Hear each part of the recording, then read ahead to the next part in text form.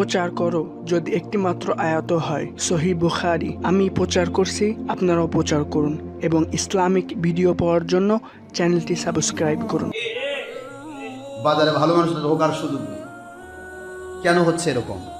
কমের পক্ষে একটাবার চিন্তা করা দরকার ছিল। মহান আল্লাহ পাক রব্বুল আলামিন বলেছেন, আওয়ালাম, স্পষ্ট করে আল্লাহ বলেছেন, এই মানুষগুলি কি লক্ষ্য করে না? কি লক্ষ্য করবে?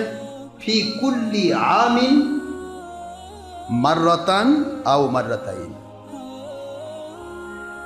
তারা কি লক্ষ্য করে না যে প্রতি বৎসর এমন কোনো বছর যায় না যে বৎসর আমি একবার বা দুইবার কোন রকমের বিপদ আপদ মুসিবত আসমানি বালা জমিনি বালা গজব যাবতীয় দিয়ে তাদেরকে আমি আল্লাহ পাক তাদের গুনাহ খাতা থেকে ফিরে আসার জন্য শিক্ষা পাওয়ার জন্য পেশ করে থাকি।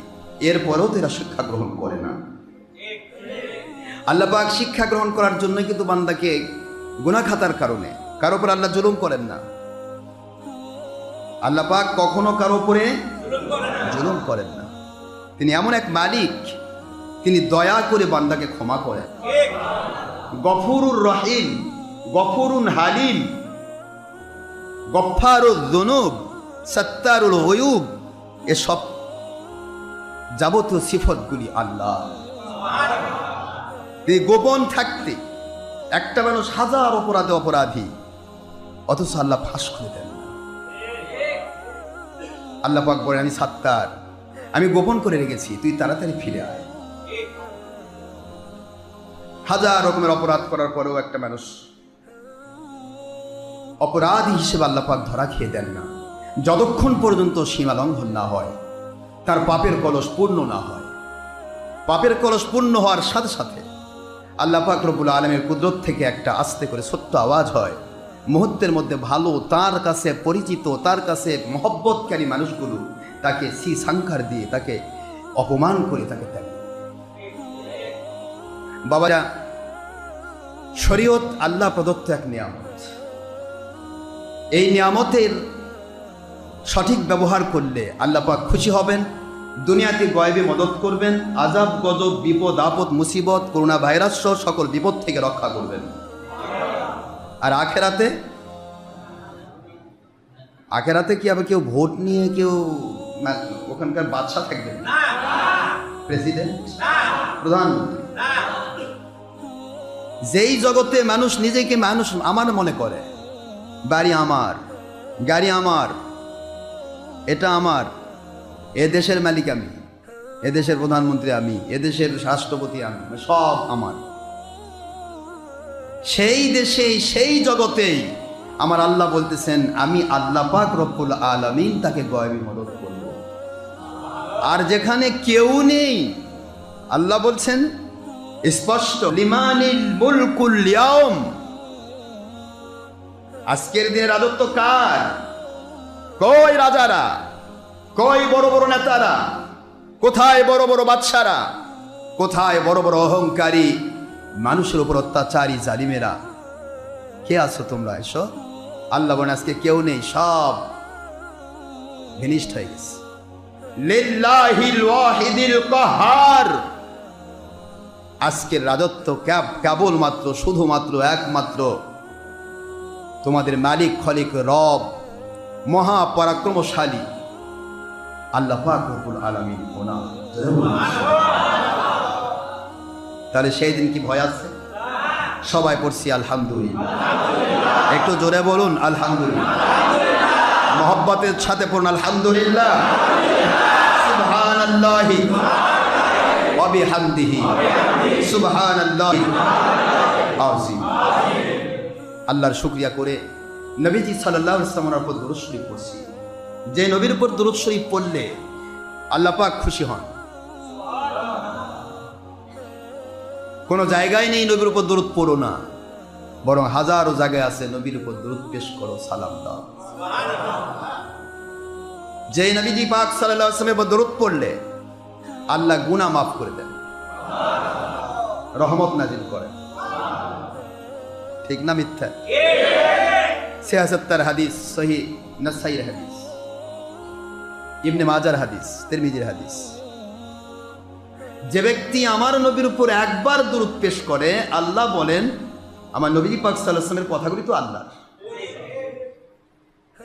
ওমা ইয়ান্তিকু আনিল হাওয়া ইন হুয়া ইল্লা ওয়াহয়ুন ইউহা। আল্লাহ পাকের ওহী আমার নবী কোনো সময় কথা বলেন।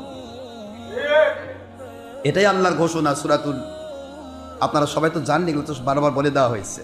সূরাতুন নজমের 3, 4 ও 5 নম্বর আয়াত, 53 নম্বর সূরা, 27 নম্বর পারা। আল্লাহ স্পষ্ট করলেন যে আমার নবীর একটি কথাও বানাও না, সব আমার ওহী। তারপরেও নবীজির কথা মানতে আজকের মুসলমান অনেকেই কত রকমের বিপদ সৃষ্টি করতেছে। কথা অত মানা লাগবে না, কোরআন মানলে, কোরআন মানলে হয়। হ্যাঁ, গতকালকে একটা ওয়াজ আমাকে একজন দিয়েছে, ওয়াজের মধ্যে এক মুন্সি করছে, সুন্দর মুন্সি। আমি কি এমনি কি নাচ খারাপ করি? আমার কত ডিগ্রি, আমি টাইটেল পাস 2 বার করছি, আমি অনার্স মাস্টার্স করছি, এবং আমি পিএইচডি করতেছি, ফিল্ড রিসার্চ করছি, পিএইচডি করতেছি। আমার কত ডিগ্রি, ডিগ্রি তো অভাব নাই, তারপর আমার কথা মানবেন না? এই কথা বলতেছে মৌলবি। তোমার ডিগ্রি পৃথিবী পর্যন্ত, ইবলিসের ডিগ্রি ছিল আসমান পর্যন্ত। আসমানি খ্যাতি সম্পূর্ণ বক্তা ইবলিস। তুমি তো কেবল আন্তর্জাতিক হওনি, কেবল ইন্ডিয়ার বাংলাদেশ, কিন্তু আসমানি খ্যাতি সম্পূর্ণ ইবলিস। তার মতো ডিগ্রি, তার মতো এত বেশি জ্ঞান, শুধু অহংকারী তাকে ধ্বংস করেছে। তোমার কত ডিগ্রি, তাও মানবেন না, তাও বিশ্বাস হয় না আমার কথা। তারপরে বলতেছে সুবহানাল্লাহ, আলহামদুলিল্লাহ, লা ইলাহা ইল্লাল্লাহু, আল্লাহু আকবার, এটা ছাড়া কোনো জিকির নাই। এটা বলে জিকির। কানার হাতে কুড়াল দিলে কসুর বাগান সাফ। সুবহানাল্লাহ, আলহামদুলিল্লাহ, লা ইলাহা ইল্লাল্লাহু, আল্লাহু আকবার, এটা বলে জিকির। এটা তাসবিহ। সলাতুত তাসবিহ শব্দটাও বোঝে না, এত বড় মূর্খ মুন্সি। কোনোদিন কেউ বলেছে সলাতুত জিকির? এটার নাম কি? কথা জানে দেখেন, এই নামাজের নাম কি? কি পড়া হয়?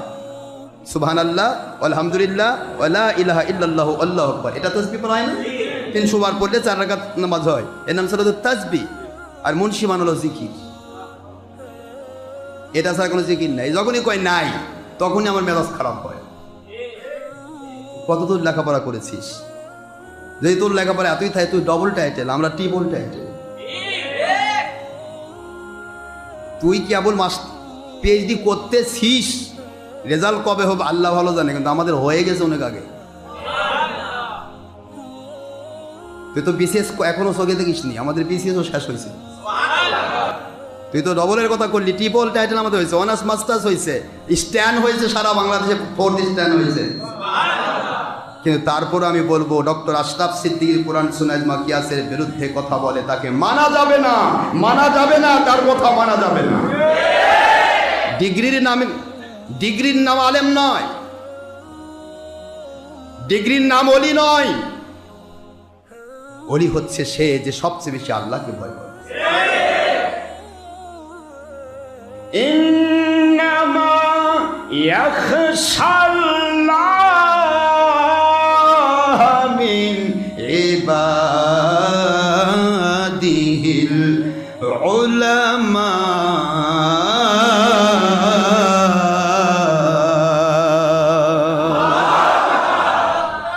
আল্লাহ পাক ডিগ্রি দিয়ে দিলেন। দুনিয়ার মুসলমানেরা, মুমিনেরা, এই পৃথিবীতে যারাই বাস করছো, শোনো, যখনই তোমাদেরকে প্রশ্ন করা হবে হক্কানি আলেমের সংজ্ঞা কি, টাইটেল পাস করা হক্কানি আলেমের সংজ্ঞা নয়। দাওরা পাস করা, মুফতি হওয়া, মুহাদ্দিস হওয়া, মুফাসসির হওয়া, কোনোটাই আল্লাহ পাকের কাছে আলেম হওয়ার সংজ্ঞা নয়। আলেম হওয়ার সংজ্ঞা আল্লাহ বলেন, আমি দিয়ে দিলাম, আমি আল্লাহ আলেমকে তৈরি করি আমি আল্লাহ ওলিদেরকে তৈরি করি। আলেম আর ওলিদের সংগ্রাম সূরাতুল ফাতিরের 28 নম্বর আয়াত শরীফে আমি আল্লাহ অ্যাডভান্স দিয়ে দিলাম। ১৫০০ বছর আগে তোমাদের কাছে পেশ করলাম।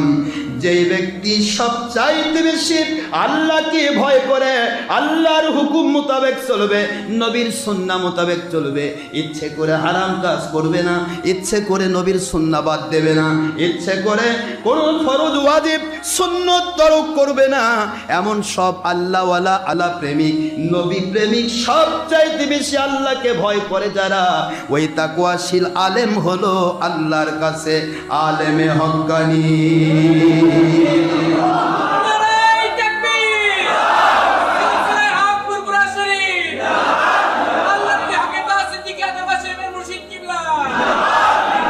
তাকওয়াশীল আলেম তিনি হলেন আল্লাহ পাকের কাছে আলেম, তিনি হলেন আল্লাহর কাছে ওলি। সুবহানাল্লাহ। এখানে ডিগ্রির প্রশ্ন নেই বাবাজি, কি আছে আর কি নাই, কতদূর পড়াশোনা করেছ। এই জন্য আমি বলি এদেরকে ইমান চোর মুন্সি। কি চোর মুন্সি বাবা? ইমান চোর, ইমান চোর। আব্দুল কাদের জিলানী আল্লাহ পাকের খাস ওলি, বড় পীর, গৌসুল আজম, সারা জগতের শ্রেষ্ঠ পীর, যার ব্যাপারে হযরতে আল্লাহর ওলিগণ সব একসাথে বলেছেন সকল ওলির কাঁধের উপর তার পা মুবারক। সুবহানাল্লাহ বলবেন না? তৎকালীন সময়ের ওলিরা বলতেন আব্দুল কাদের জিলানী রহমতুল্লাহ আলাইহি তিনি হচ্ছেন সকল ওলির কাঁধের উপর তার পা মুবারক। কোন দরজার ওলি ছিলেন? এই ওলি কি ডিগ্রি পাস করছিল? Honours pass, masters, PhD, BCS cadre, PCS, কথা কোন লাগে কি পাস? কি বলবো আপনাদেরকে, কষ্ট হচ্ছে খুব না? তবে ডিগ্রি নেওয়া খারাপ নয়, ডিগ্রিটা যেন অহংকার না তৈরি করে। ডিগ্রি নেওয়া খারাপ নয়। পৃথিবীর স্বাভাবিকতার দাবিতে যদি এখনকার সময় যদি ডিগ্রি না নেওয়া হতো, আমাদেরকে ডিগ্রি নিয়েও তো অনেক বেঈমান করে না, এই ডিগ্রি মিথ্যা কথা বলে। আর না নিলে তো বলতে একবার মূর্খ, ওর কথা কে শোনে? পাকা মূর্খ। কিসের আশরাফ সিদ্দিকী, তার কথা নেই কে। এখন সব ডিগ্রি নেওয়ার পরে দেখতে থাকে কিন্তু কোনো দিকে হোকার বুদ্ধি নেই, কয় আসলে ডিগ্রি নেই। তারপর আমাদের ছেলেমেয়েরা যখন চ্যালেঞ্জ দিল যে 100 কোটি টাকার চ্যালেঞ্জ, আসো হুজুরের সার্টিফিকেট আসেনি তোমাদের দেখায়, তারা এখন ঘরের মধ্যে লুকে ঘুম পাচ্ছে। খালি টাকা নিবে তো তোমরা, মানুষের টাকা নেওয়ার জন্যই তো মিথ্যা কথা বলো। এত টাকার দরকার তোমার, 100 কোটি টাকা তো আর কেউ দিবে না। দেবে? আমরা দিই। হুজুর আপনার কই টাকা? যে মালিক আমাকে সৃষ্টি করেছেন সে মালিকের কাছে আমার কি পাওনা কিছুই নাই? ও খালি আপনাকে সরকার টাকা দেওয়া বলে, কথা করছেন নাকি? আপনাকে সরকার দিতে পারে, কারণ আপনি সরকারের কর্মচারী।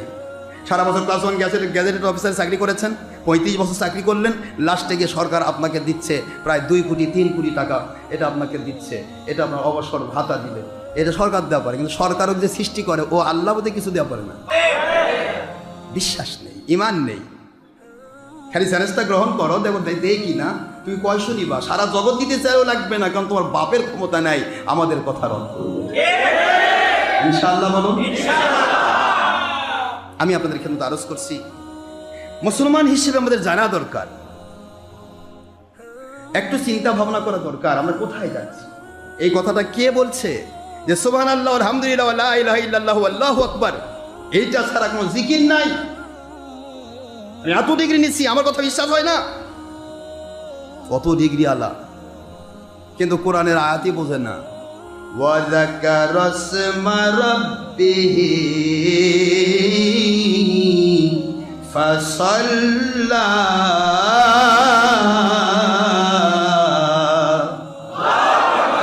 ওয়া যাকারা ইসমা রাব্বিহি, ওয়া যাকারা মুমিন মুসলমান জিকির করে, ইসমা নাম ধরে, রব্বিহি তাদের রবের নাম ধরে। আমাদের রবের নাম কি? আল্লাহ। আল্লাহর জিকির কোরআনে নাই, এই ডের ব্যাটারি কি কইলো, কি বললো বলেন? আল্লাহ জিকির কোরআনে নাই?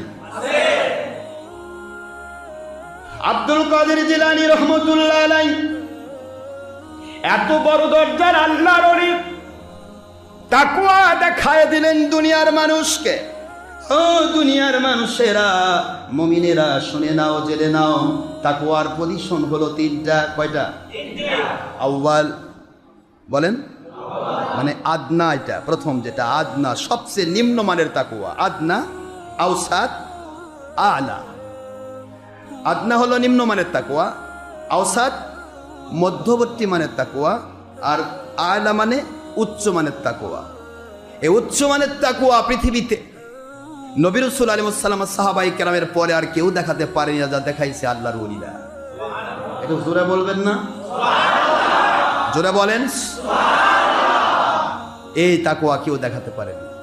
এত বড় তাকওয়া দেখিয়েছিলেন যারা, তাদের তাকওয়ার ভিত্তিটা কি? আমলের তাকওয়া, আল্লাহর সাথে ভিত্তি তাকওয়া, নবীকে মানার তাকওয়া, সাহাবায়ে কেরামকে মানার তাকওয়া, কোরআন সুন্নাহ ইজমা কিয়াস মানার তাকওয়া। প্রত্যেকটা দিক থেকে এত গভীর তাকওয়াশীল ছিলেন, আপনি কল্পনা করতে পারবেন না। আমলের ক্ষেত্রে আমরা তো ফরজ ইবাদত ছেড়ে অনেক লোক ঘুমিয়ে থাকে। আর আব্দুল কাদের জিলানী রহমতুল্লাহ আলাইহি, হযরতে আল্লাহর ওলি আবু হানিফা ইমাম আযম রহমতুল্লাহ আলাইহি, যে আমলগুলি সারা জীবন না করলে গুনাহ হতো না, সেই আমলগুলি দিয়ে জীবন কাটিয়েছেন। সেটা হলো একাধারে 1 নয় 2 নয় 36 থেকে 40 বছর এশার ওজুদে ফজর পড়েছেন। আপনারা বলে তো, কোন কোন মানুষ এশার নামাজ দিয়ে ফজরের নামাজ ওযু করেছেন, সারা রাত ঘুমাননি, বাতাস যায়নি, পেশাব পায়খানা করেননি, ওই ওযুদে ফজর পড়েছেন, ইশরাক পড়েছেন, তারপর ঘুমাইছেন। এরকম কয়জন একটু হাত তুলে দেখান তো। আর এই যে মুন্সিরা ফতোয়া দেয়, এদিকে একটু বলবেন তো। ওই কয় আমার তো সারাদিনই বাতাস যায়। কথা করে দেখেন, আল্লাহর ওলিরা তাকওয়া কাকে বলে দেখিয়ে দিয়েছেন। এটা তাকওয়া। কি তাকওয়া? আজকের মুন্সিরা হঠাৎ করে বলে দিবে এটা বিদআত, নবীর সুন্নত নাই, নবী পাক সাল্লাল্লাহু আলাইহি ওয়াসাল্লামের সুন্নতে নাই, এটা বিদআত হয়ে গেছে। হুজুর পাক সাল্লাল্লাহু আলাইহি ওয়াসাল্লাম 13টি বিবাহ করেছেন। আপনি একটা করে থাকলেন কেন? 13টা করতে পারলেন না? এটা তো একটা সুন্নত। কথা কই না? বলেন, আমাকে বুঝাবেন তো। হুজুর সাল্লাল্লাহু আলাইহি ওয়াসাল্লামের দিকে তাকান, নবী এটা করেনি, বিদআত। নবী কি জানতো না? আমি বলবো আল্লাহর ওলিরা কি জানতেন না নবী ব্যাপারে? তুমি বেশি বোঝো। হুজুর সাল্লাল্লাহু আলাইহি ওয়াসাল্লাম তিনি শরীয়তের মুখাপেক্ষী ছিলেন না, তিনি নিজেই শরীয়ত। কথাটা মুখস্থ রাখবেন, তিনি নিজেই কি?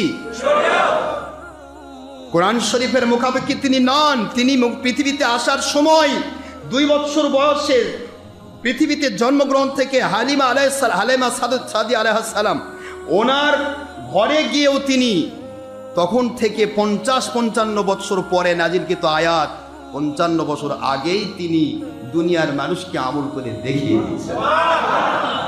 হুজুর বুঝালেন ওহী নাজিল হওয়াটার মুখাপেক্ষী আমি নই, কারণ আমার আল্লাহ আমাকে ওহী দিয়েই নাজিল করেছেন। প্রকাশটা ঘটানো হয়েছে 40 বছর বয়স। কত বছর বাবার? 40। কিন্তু হুজুরকে ওহী দিয়েই নাজিল করা হয়েছে। এই কথাগুলি বুঝতে চায় না আজকের সেরা। আজকের মানুষ সাধারণ মানুষ নয়, বাতিল ফেরকারা। বাতিল ফেরকারা চিন্তা করে যে আমরা যা করি, নবী যা করছে তাই করি, নবী যা করেনি তা করি না, নবীর সাথে নবী করেনি তাই করি না। নবী তো কোনোদিন ভিডিও করেনি, তুমি ভিডিও করো কে বাবা? নবী টিভি করেছে, ছবি করেছে, মহিলার সাথে ব্যাপারটা হয়েছে, তোমার তো পাইকারি চলছে। তুমি কোনটা করছো নবীর মোতাবেক?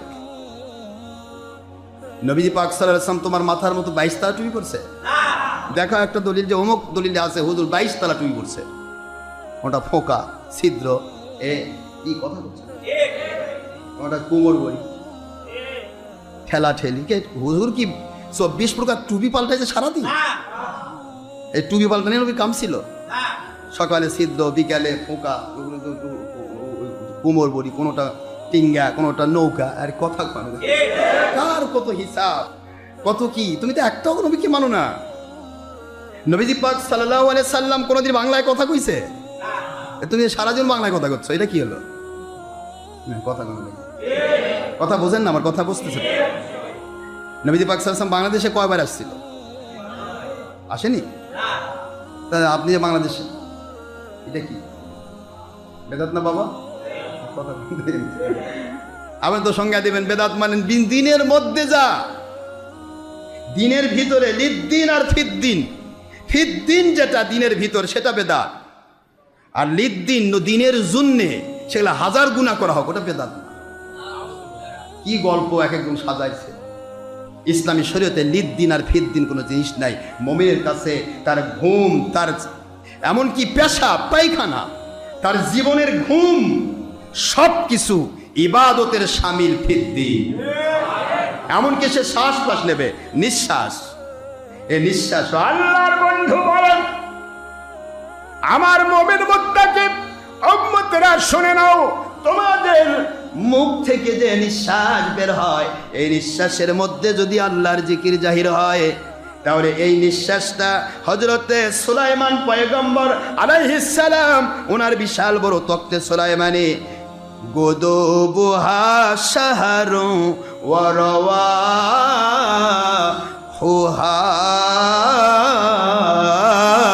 শাহর, সকাল বিকালের ভিতরে 1 মাসের রাস্তা সকালবেলা, 1 মাসের রাস্তা বিকালবেলা সারা পৃথিবী ঘুরে নিয়ে আসতো যেই তক্তে সুলাইমানি। এই তক্তে সুলাইমানির চাইতেও বেশি দামি হবে আমার উম্মতের এক একটা নিঃশ্বাসের মূল্য। মুমিনের নিঃশ্বাসের দাম সুলাইমান আলাইহিস সালাম তক্তে সুলাইমানের দামি। হুজুর সাল্লাল্লাহু আলাইহি ওয়াসাল্লাম বিজ্ঞানসম্মতভাবে এমনভাবে বুঝিয়ে দিলেন যে কি জন্য তক্তে সুলাইমানি তাকে এই মুহূর্তের মধ্যে বাতাস তার কথা শুনতো, তার হুকুম মোতাবেক চলতো। ওয়ালি সুলাইমান আর রিহা তাজরিবি আমরি, সুলাইমানের জন্য বাতাসকে বশীভূত করে দেওয়া হয়েছিল, তার হুকুম মোতাবেক বাতাসকে বলতো বাতাস এদিকে যা, বাতাস ওইদিকে যাইতো। সুবহানাল্লাহ। এটা সুলাইমান আলাইহিস সালামের মুজিজা ছিল। তো বাতাস তার হুকুম মোতাবেক চলতো, সেই মোতাবেক 1 মাসের রাস্তা সকাল সন্ধ্যা সারা পৃথিবী ভ্রমণ করে আসতেন, কারণ তিনি সারা পৃথিবীর বাদশা ছিলেন, খলিফা ছিলেন। আল্লাহ বুঝাইলেন নবীজির ভাষায়, নবী পাক সাল্লাল্লাহু আলাইহি ওয়াসাল্লাম বুঝাইলেন কিভাবে সুলাইমানের তক্তে সুলাইমানে তোমাদের নিঃশ্বাসের মূল্য।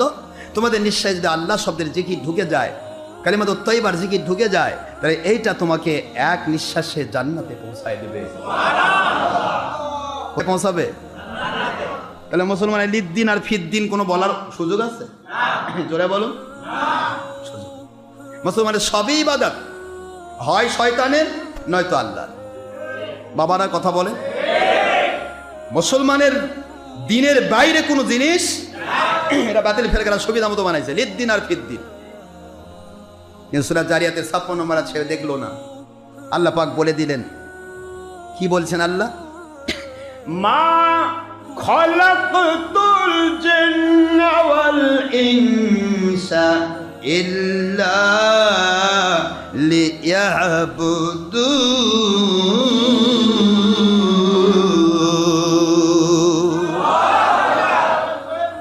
আল্লাহ বললেন মা খলাকতুল জিন্না ওয়াল ইনস, আগে নফি করে দিচ্ছেন, আমি তৈরি করি নাই মানুষ আর জিনকে, তৈরি করি নাই। নফি, মা খলাকতুল জিন্না ওয়াল ইনস, লা নফি করে দিলে না, তৈরি করি নাই। এরপরে বলছেন ইল্লা, এবার ইস্তিসনা করে নিয়ে আসতেছেন আল্লাহ, ইসবাত করতেছেন, এবার ইসবাত নিয়ে আসতেছেন কি? ইল্লা লিয়াবুদুন, ওরা জীবন মৃত্যু, মাথার তালু থেকে পায়ের তলা, হায়াত থেকে মউত পর্যন্ত পুরাটাই তারা আমার ইবাদত করবে, এই জন্য তৈরি করেছি। একটু জোরে বলবেন না সুবহানাল্লাহ। সূরাতুল জারিয়াতের 56 নম্বর আয়াত শরীফ দিয়ে আল্লাহ স্পষ্ট করে দিলেন মুসলমানের কোনো লিদ্দিন আর ফিদ্দিন বলে কোনো জিনিস নাই। জোরে বলুন। ঘুমাবে সেটাও ইবাদত, পেশাব পায়খানা করবে এটাও ইবাদত, ওযু গোসল করবে ইবাদত, আপনি মানুষের খেদমত করবেন ইবাদত, চাকরি করবেন ফরজ ইবাদত, হালাল রুজি কামাই করা কি? ব্যবসা করবেন ফরজ ইবাদত, স্ত্রীর হক আদায় করবেন ফরজ সুন্নত ইবাদত, স্বামীর হক স্ত্রী আদায় করে ফরজ এবং সুন্নত ইবাদত, সন্তানের হক আদায় করবেন, মা বাবার হক আদায় করবেন, ইবাদত, ফরজ ইবাদত। সুবহানাল্লাহ বলবেন না? কোনটা ইবাদতের বাইরে আব্বা? আপনি যে বলে দিচ্ছেন নবীর 2টা দিন ছিল, একটা ছিল নবীর ওহির জীবন, আরেকটা ছিল ব্যক্তিগত জীবন। কি কথা মুন্সিরা বানাইছে, তালগুল পাকায়। নবী বলে দুটা জীবন ছিল, একটা ব্যক্তিগত আর একটা হলো ওহীর জীবন। আস্তাগফিরুল্লাহ, নাউজুবিল্লাহ। আমার আল্লাহ বলেন ওমা ইয়ানতিকু আনিল হাওয়া ইন হুয়া ইল্লা ওয়াহয়ু ইউহা। আমার নবীর একটা মুহূর্ত আমার ওহী ছাড়া চলেননি, ওহী ছাড়া কাজ করেননি, ওহী ছাড়া কথা বলেননি। সুবহানাল্লাহ জোরে বলুন। আর সেখানে বলতেছে নবী পাক সাল্লাল্লাহু আলাইহি ওয়াসাল্লামের দুটা জীবন ছিল। যেই নবী ঘুমাইলে ওহী নাজিল হতো, যার ঘুমের স্বপ্নটাও ওহী, তাকে বলতেছে নবী দুটা দিক। আসুন আমরা বুঝতে চেষ্টা করব, একটু বুঝবো, ইচ্ছা মতো চলবো না। নবীজি পাক সাল্লাল্লাহু আলাইহি সাল্লামের রঙে রঙিন হওয়া, এটাই আমার আল্লাহ রঙে রঙিন হওয়া। কারণ আমার নবী আমার আল্লাহর হুকুম ছাড়া একটি কাজও করেন নাই। সিবগাতাল্লাহ ওমান আহসানু মিনাল্লাহি সিবগা। আল্লাহ পাক বলে দিন আমার রঙে রঙিন হও, আর আমার রঙের চেয়ে উত্তম রঙ আর কিছুই নাই। তবে আমার রঙ তোমার ডাইরেক্ট দেখবে না, আমার নবীর মধ্যে দিয়েছি, নিয়ে নাও। নবীজি পাক সাল্লাল্লাহু আলাইহি ওয়াসাল্লামের রঙ, সেটাই কার রঙ? আল্লাহর কুদরতের রঙ। হুজুর পাক সাল্লাল্লাহু আলাইহি ওয়াসাল্লাম শুধু এলো করছেন, আমার নবী আল্লাহর গোলাম হিসেবে, আল্লাহর মাখলুকাতের শ্রেষ্ঠ একজন নবী হিসেবে শুধু আল্লাহ পাকের ফরমানটা জারি করেছেন। নবীজির ব্যক্তিগত কোনো জিনিস নেই, ব্যক্তিগত কোনো কাজ নেই, ব্যক্তিগত কোনো জিন্দেগি নেই। নবীকেও ব্যক্তিগত বানাচ্ছে।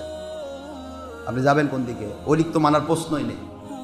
বাবাজিরা আমার, রমজানুল মুবারক চলতেছে। আল্লাহ রাব্বুল আলামিন বলেন ইয়া আইয়ুহাল্লাযীনা আমানু কুতিবা আলাইকুমুস সিয়ামু কামা কুতিবা আলাল্লাযীনা মিন ক্বাবলিকুম লাআল্লাকুম, বলেন মিন ক্বাবলিকুম লাআল্লাকুম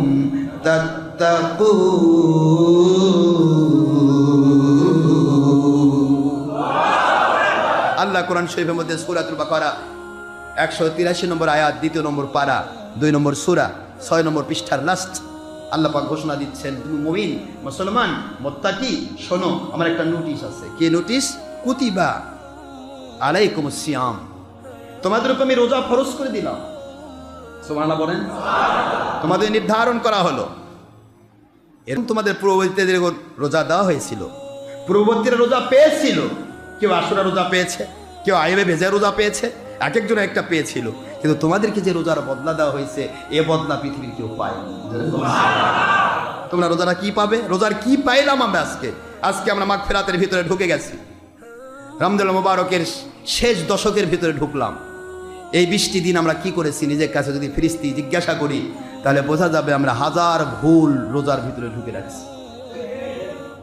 বাবা ঠিক না? ঠিক। লকডাউন থেকে ভালো হয়েছে, বাইরে যায় গুনাহ করাটা ওইটুকু বাড়ছে। তারপরও তো শয়তান বন্ধ আছে, তারপরও তো ফেসবুকের মধ্যে উল্টাপাল্টা জিনিস দেখে, তারপরও ঘরের মধ্যে বসে থাকে উল্টাপাল্টা কাম করে। এইবার শয়তান তো করাচ্ছে না, কে করাচ্ছে? আপনি রমজান মাসে যে গুনাহগুলি করছেন বা আমি করছি, এই গুনাহগুলি কে করাচ্ছে? শয়তান। অন্য মাসের কথা বলবেন আল্লাহ শয়তান করাইছিল, আল্লাহ বুঝতে পারিনি, আল্লাহ শয়তান আমার মেজাজ খারাপ করেছে, আমার ভিতরে রং লাগিয়ে দিয়েছে, শয়তান ধোকা দিয়েছে, আল্লাহ গুনাহ করেছে। আল্লাহ কই রমজান মাসে তো তুই গুনাহ করলি, এই সময় তো আর আমি শয়তান তো বন্ধ করে রাখছিলাম। সুফিদাতিশ শায়াতিন, সমস্ত শয়তানকে বন্ধ করা হলো, আর তুমি গুনাহ করলে, তাহলে তোমার কাছে শয়তান দরকার নাই, বরং শয়তানই তোমাকে দেখে ভয় পায়। কথা কোনো দেখেন, শয়তানও ভয় পাচ্ছে। শয়তান কই আল্লাহ বাঁচান, কে কই আল্লাহ বাঁচান, কি হয়েছে? কই রমজান মাসও গুনাহ করে, এর কাছে কেমনে জানবো? রমজান মুবারকও বান্দা গুনাহ করে কি করে? যেখানে পরিষ্কার আল্লাহ ওহী দিয়ে জানিয়ে দিলেন, যে আমার নবীজি পাক সাল্লাল্লাহু আলাইহি ওয়াসাল্লাম বুঝিয়ে দিলেন শয়তানকে বন্ধ করা হয়েছে, পুরা মাস শয়তান বের হতে পারবে না।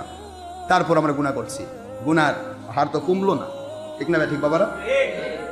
এখনো তো বড় বড় বক্তব্য চলতেইছে, কে কত বক্তব্য দিতে পারে। বক্তব্যের কথা বললে তো রাত দিন নাই, ওগুলা বলার সময় নেই, যেহেতু আমরা রাজনীতি করি না। আমি শুধু এইটুকু বলতে চাই আপনাদের কাছে, যে আমরা করোনা ভাইরাসকে ভয় পাবো না আল্লাহকে।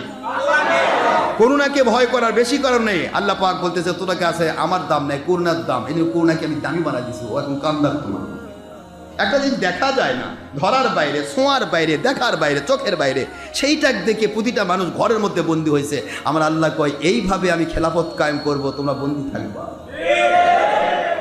খেলাফত নিয়ে তো বাতিল ফেরকার মেলা চিন্তা করো, ভোট দিবে না, কেমনে খেলাফত কায়েম হবে? কথা কোনো দেখে তো করোনা ভাইরাসে কে ভোট দিছে? কয় ভোটে পাস করোনা ভাইরাস? আর তো কেউই তো মানেন না, কেউই তো চায় না করোনা ভাইরাস, কিন্তু করোনা তো আছে। সারা পৃথিবীর একটি মানুষ চায় করোনা? সবাই কই করোনা বিদায় হ। করোনা কয় তোরা বিদায় করে তো হবে না, আমি তো তোর ভোট নেই না, আমি আল্লাহ থেকে আসি। আমার আল্লাহ বাড়ি ইমাম মাহদী আলাইহিস সালাম যখন জাহির হবে তখনও তোদেরকে ওইভাবে খেতা লাশ করবে। তিনি ভোট নেবেন না, কাউকে মানবেনও না, তিনি আল্লাহকে মানবেন। জোরে বলেন সুবহানাল্লাহ। খেলাফত কায়েম কিভাবে হয় মুসলমানরা বোঝে না, মুন্সিরা মাত্র বুঝায় এরা গণতন্ত্রের বিরোধী, ভোটের বিরোধী, রাজনীতির বিরোধী, কি মিশাই কি কয়, কেমনে খেলাফত কায়েম হবে? আমার আল্লাহ কয় মুন্সিরা তোরা দেখ এখন কেমন লাগতেছে, কোনার ভয়ে নাকে ঘুমায় পড়ে বেড়াচ্ছি, ব্যাপারটা হ্যাঁ? ওরা তো কেউ চায় না, কেউ তো ভোটও দেয়নি। যদি ফেসবুকে বলা হয় কোন এক ভোট দাও, একটা ভোট পড়বে, পড়বে? তা কোনা তো বাদশার মতোই চলছে, একাধারে ঢুকতেছে আর সাইজ করতেছে। আমার দুঃখ এখানেই, আমি কিন্তু কারো বিরোধী নই, আমি সবার জন্য দোয়া করি আল্লাহ পাক সবাইকে হেফাজত করুন। আমার কথা হলো যে করোনাকে ভোট দিয়ে পাশ করার লাগলো না, সারা পৃথিবীর একটা মানুষ চাইলো না কোনো যায় করোনাকে। করোনার কাছে গণতন্ত্রের মূল্য কি? আমার আল্লাহ কয় এইভাবে আমি গণতন্ত্র তাড়াবো, আমার খেলাফত কায়েম করবো। তোরা ভালো করে নজির রাখ, এগুলি খেয়াল করে রাখ, মনে রাখবি, ভুলে যাবি না। আওয়ালাম ইয়ারাউ আন্না ইফতানুনা ফি কুল্লি আমিন মাররাতান আও মাররাতাইন।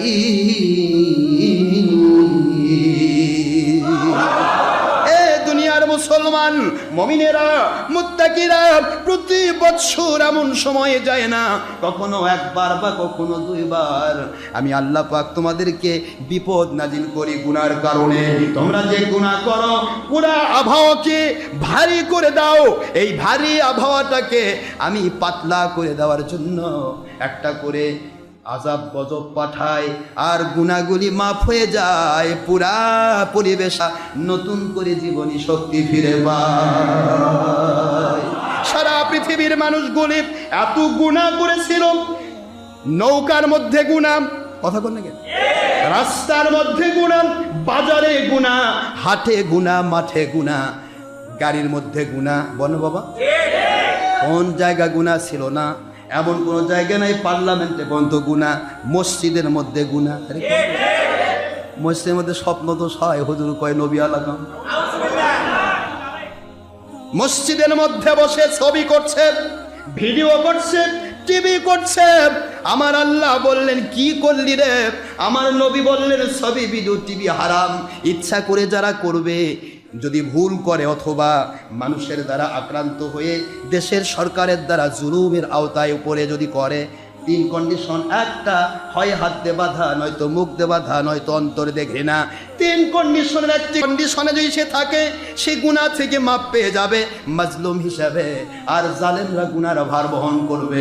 বাকি ইচ্ছা করে স্বতঃস্ফূর্তভাবে যারা এই ছবি, মূর্তি, টিভির সাথে লেগে থাকবে, আল্লাহর হাবিবের মধ্য দিয়ে আল্লাহ পাক 353টি হাদিসের কিতাবের ভিত্তি দিয়ে দিলেন কুল্লু মুসাওবিন ফিন্নার, সকল ছবি মূর্তিওয়ালারা জাহান্নামে চলে যাবে। অথচ সেই কাজটা মসজিদের মধ্যে করতে মৌলবি মুন্সিরা ভয় পায় না, এরাই বলে হক্কানি আলে, এরা হক্কানি আলে। কি মুসিবত! আমার আল্লাহ কয় কোনটা তোরা ইসলাম বানাইলি? তোমরা কি জানো না? আমি কি কোরআন শরীফ দিয়ে বুঝায় নাই? আল্লাহ বলেন ওয়ামা আতাকুমুর রাসূলু ফাখুযুহু ওয়ামা নাহাকুম আনহু ফান্তাহু ওয়াত্তাকুল্লাহ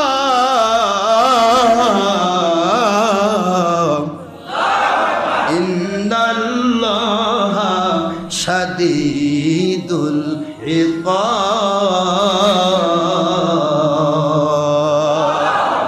সূরাতুল হাসর 28 নম্বর পারা, আয়াত শরীফ নম্বর 7।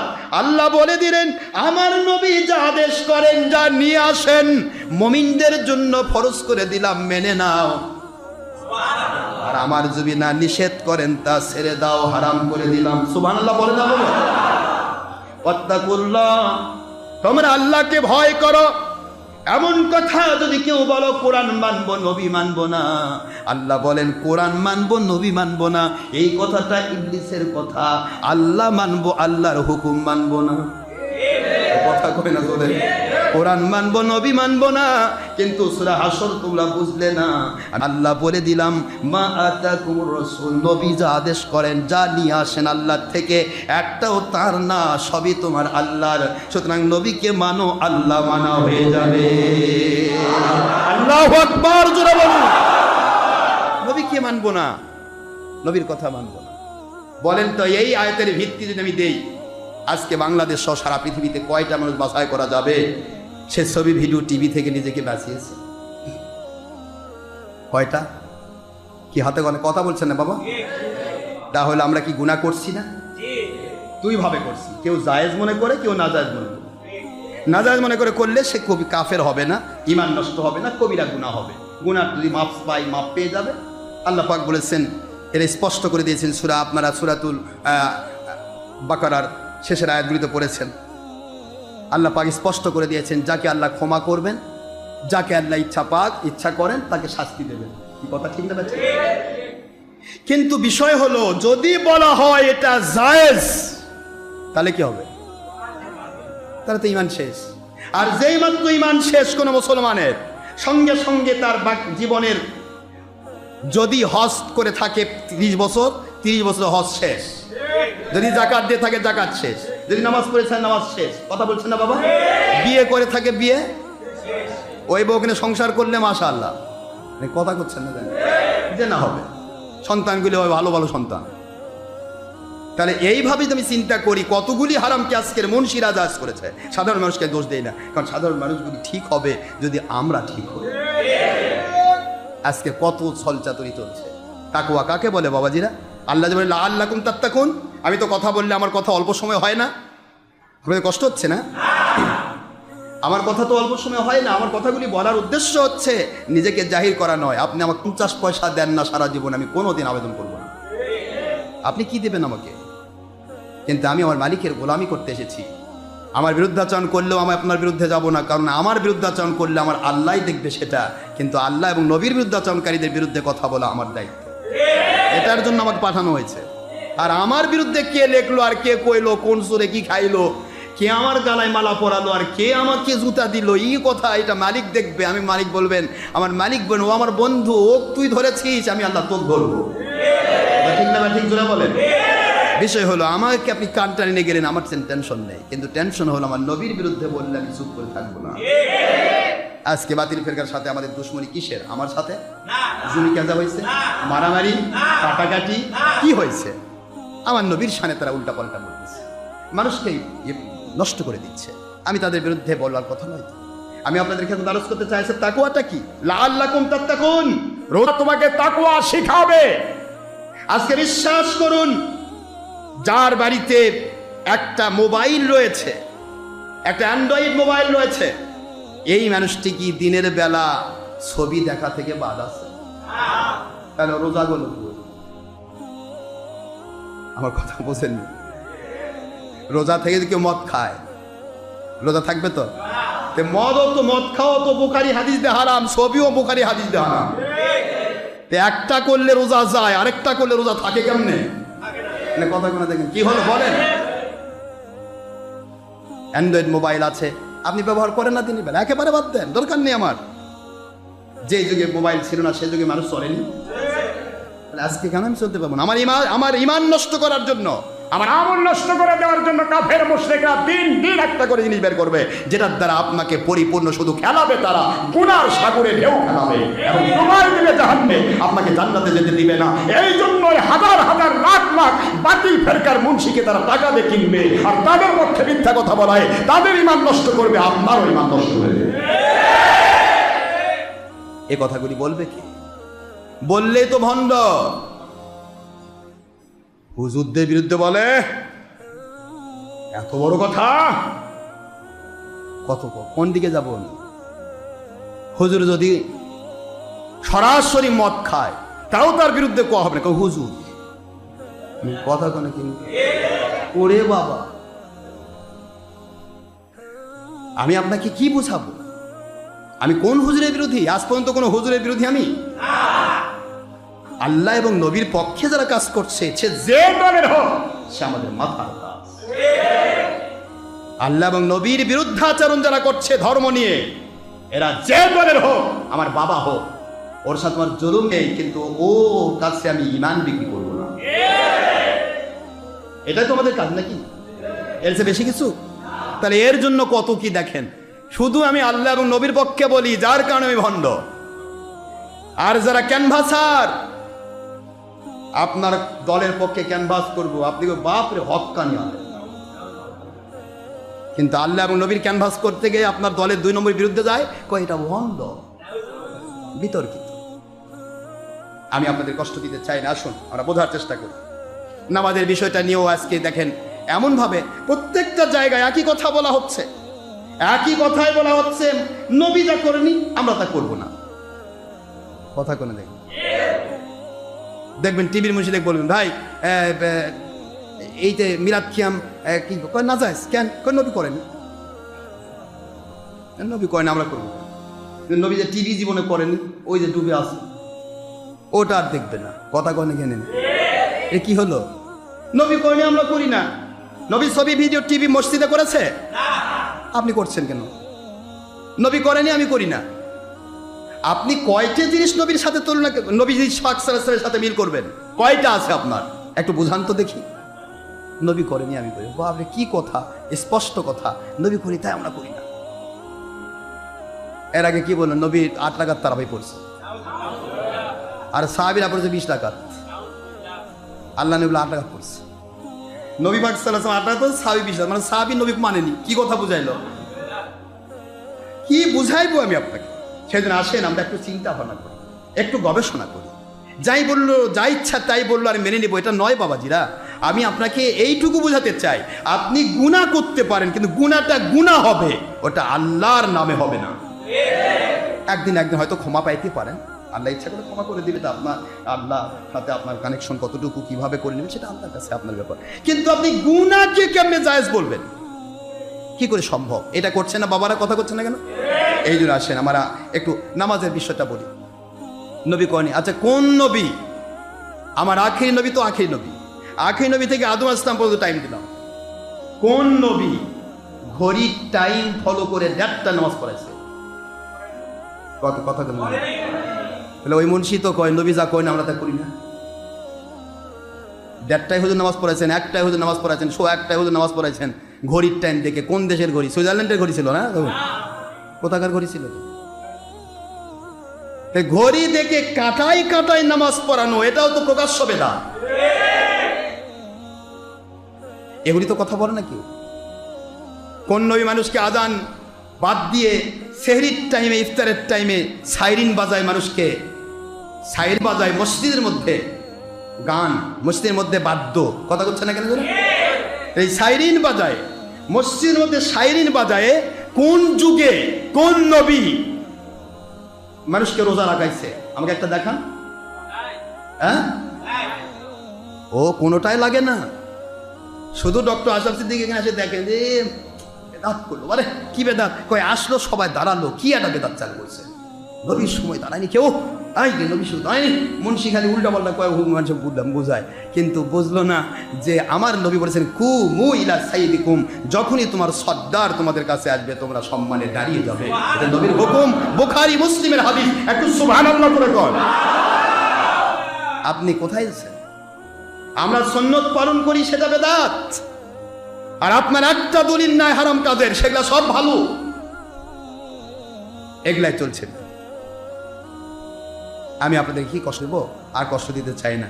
আমরা শবে বরাত, শবে কদর সম্পর্কে কিছু আলোচনা ছিল আমাদের, শবে কদর ব্যাপারে আলোচনা করা উচিত ছিল, কারণ সামনে তো শবে কদর, ঠিক না বাবা? প্রতি বেজর রাত্রিতে হুজুর সবে কদর তালাশ করতে বলেছেন।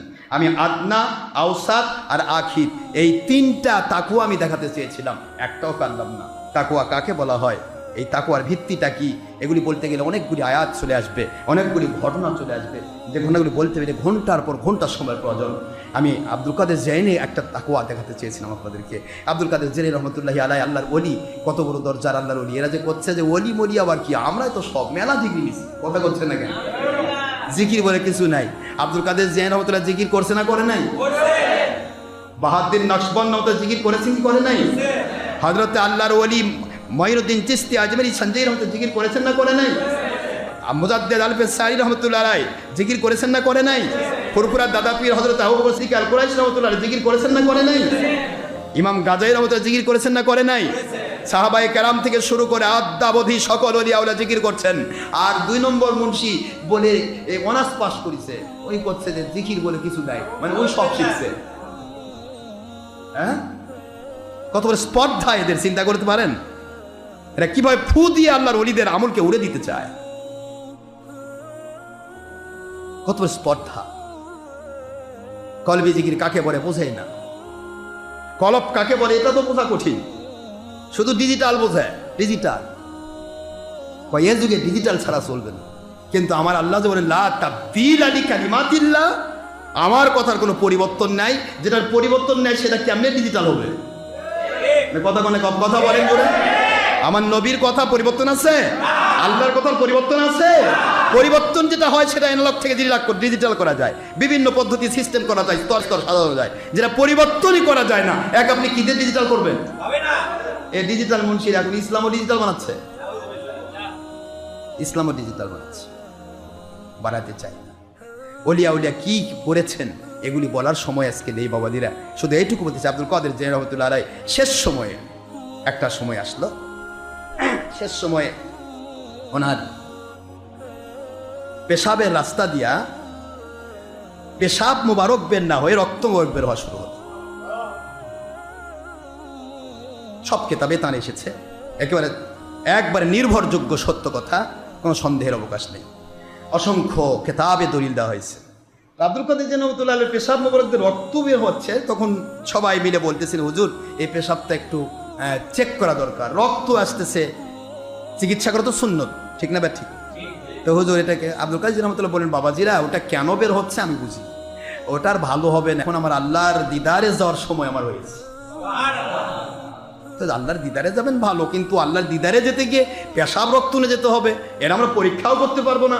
মুরিদেরা সবাই আল্লাহর ওলির কাছে তুলে ধরে, হে আল্লাহর ওলি, হে আল্লাহর ওলি, বড় পীর, সকল পীরের পীর আব্দুল কাদের জিলানী কদরিয়া তরিকার ইমাম, আপনার পেশাব মোবারক একটু হলেও আপনি যদি আমাদের সুযোগ দেন আমরা পরীক্ষা করবেন। আব্দুল কাদের জিলানী রহমতুল্লাহ আলাইহি পরীক্ষার মধ্যে অনুমতি দিলেন, যেহেতু সুন্নত, যেহেতু পেশাব মোবারক দিলেন, যাও দেখো। পার্শ্বে একটা বস্তি ছিল, এক মতান্তরে হিন্দু পরিবার, আরেক মতান্তরে ইহুদি পরিবার, নন মুসলিম অমুসলিম পরিবার ছিল ওই এরিয়াটাই, ওই পাড়াটার ভিতরে, গ্রামটার ভিতরে 400 পরিবার। বাবা কয়টা কথা? 400 ইহুদির মধ্যে বা নন মুসলিমের ভিতরে শ্রেষ্ঠ একজন ব্যক্তি, তাকে সবাই মানত, একটা ব্যক্তি ছিল, সে ওই এলাকার ডাক্তার ছিল, সেই সময়ে বড় ডাক্তার। তার কাছেই পরীক্ষা করার জন্য নিয়ে যাওয়া হচ্ছে এই পেশাব মুবারক। আল্লাহর ওলির পেশাব মুবারক নিয়ে যাওয়া হলো তোমার কাছে। ডাক্তার, আমার মালিক খালিক রব তো এইটুকুই জানেন, রহমতে এলাহি বাহানা মিজুয়াত, আল্লাহ পাকের রহমত বাহানা তালাশ করবেন, কোন বাহানায় কাকে মাফ করবেন, কোন বাহানায় কাকে গোমরা থেকে পথভ্রষ্টতা থেকে হেদায়েত দেবেন, কোন বাহানায় কাকে জাহান্নাম থেকে জান্নাতি করবেন, আমার মালিকের ইচ্ছার উপর নির্ভরশীল। সুবহানাল্লাহ, ফাআলুল লিমা ইউরিদ। আল্লাহ বলেছেন আমি যা ইচ্ছা তাই করি, কি করবো আমার ইচ্ছা, তোমরা শুধু আমল করো আমি আল্লাহকে খুশি করার জন্য। আজকে কথা বলে শান্তি পাচ্ছেন তো ভাই, কোনো জেনি হচ্ছে। যাই হোক, এখন প্রশ্ন হচ্ছে, এতগুলি হিন্দু পরিবারের নেতা সরকার, তিনি পেশাব মোবারক দেখে বলতেছেন এটা কি নিয়ে আসছেন আমার কাছে? সুবহানাল্লাহ। কই কেন? পেশাব মুবারক। ডাক্তার বলে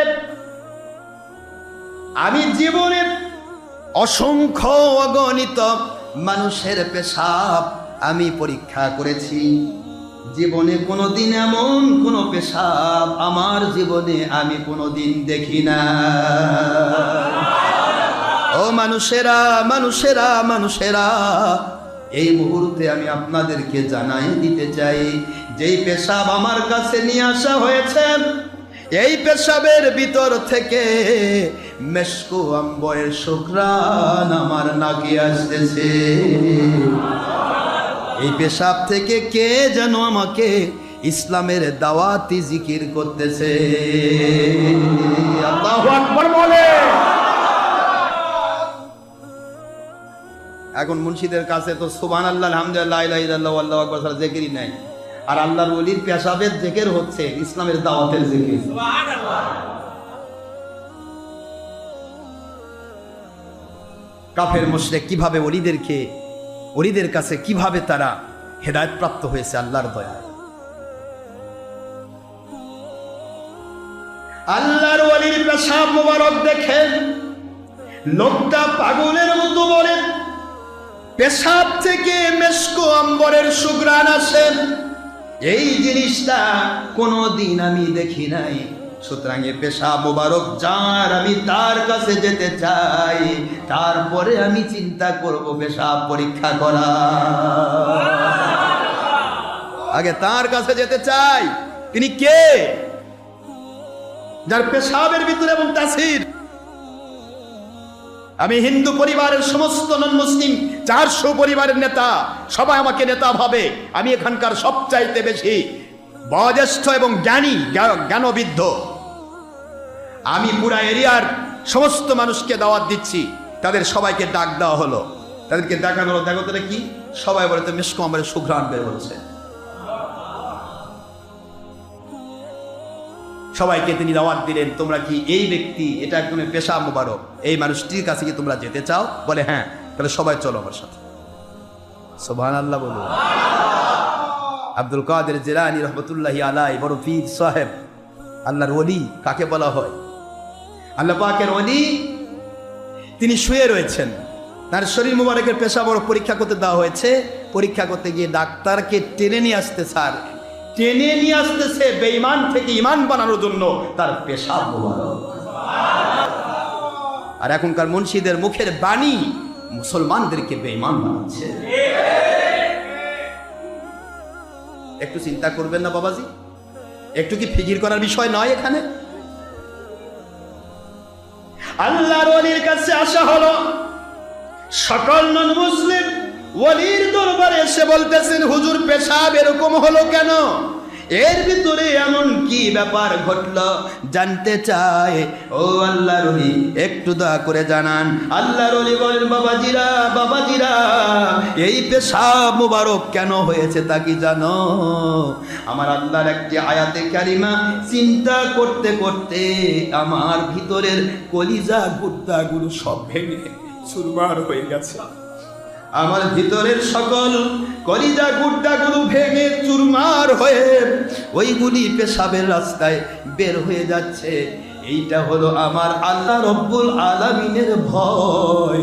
না জানি আমার আল্লাহ কিয়ামতে আমাকে মুসলমান করে তুলবেন কিনা।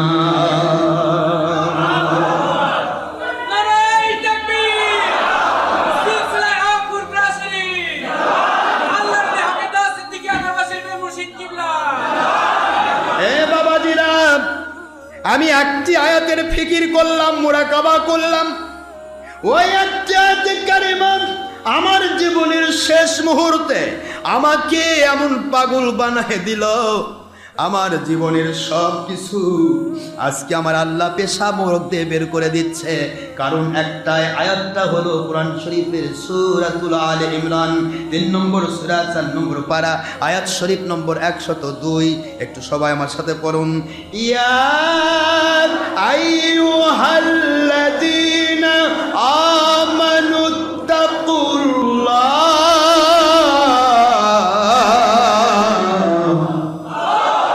হাক্কা তুকাতিহি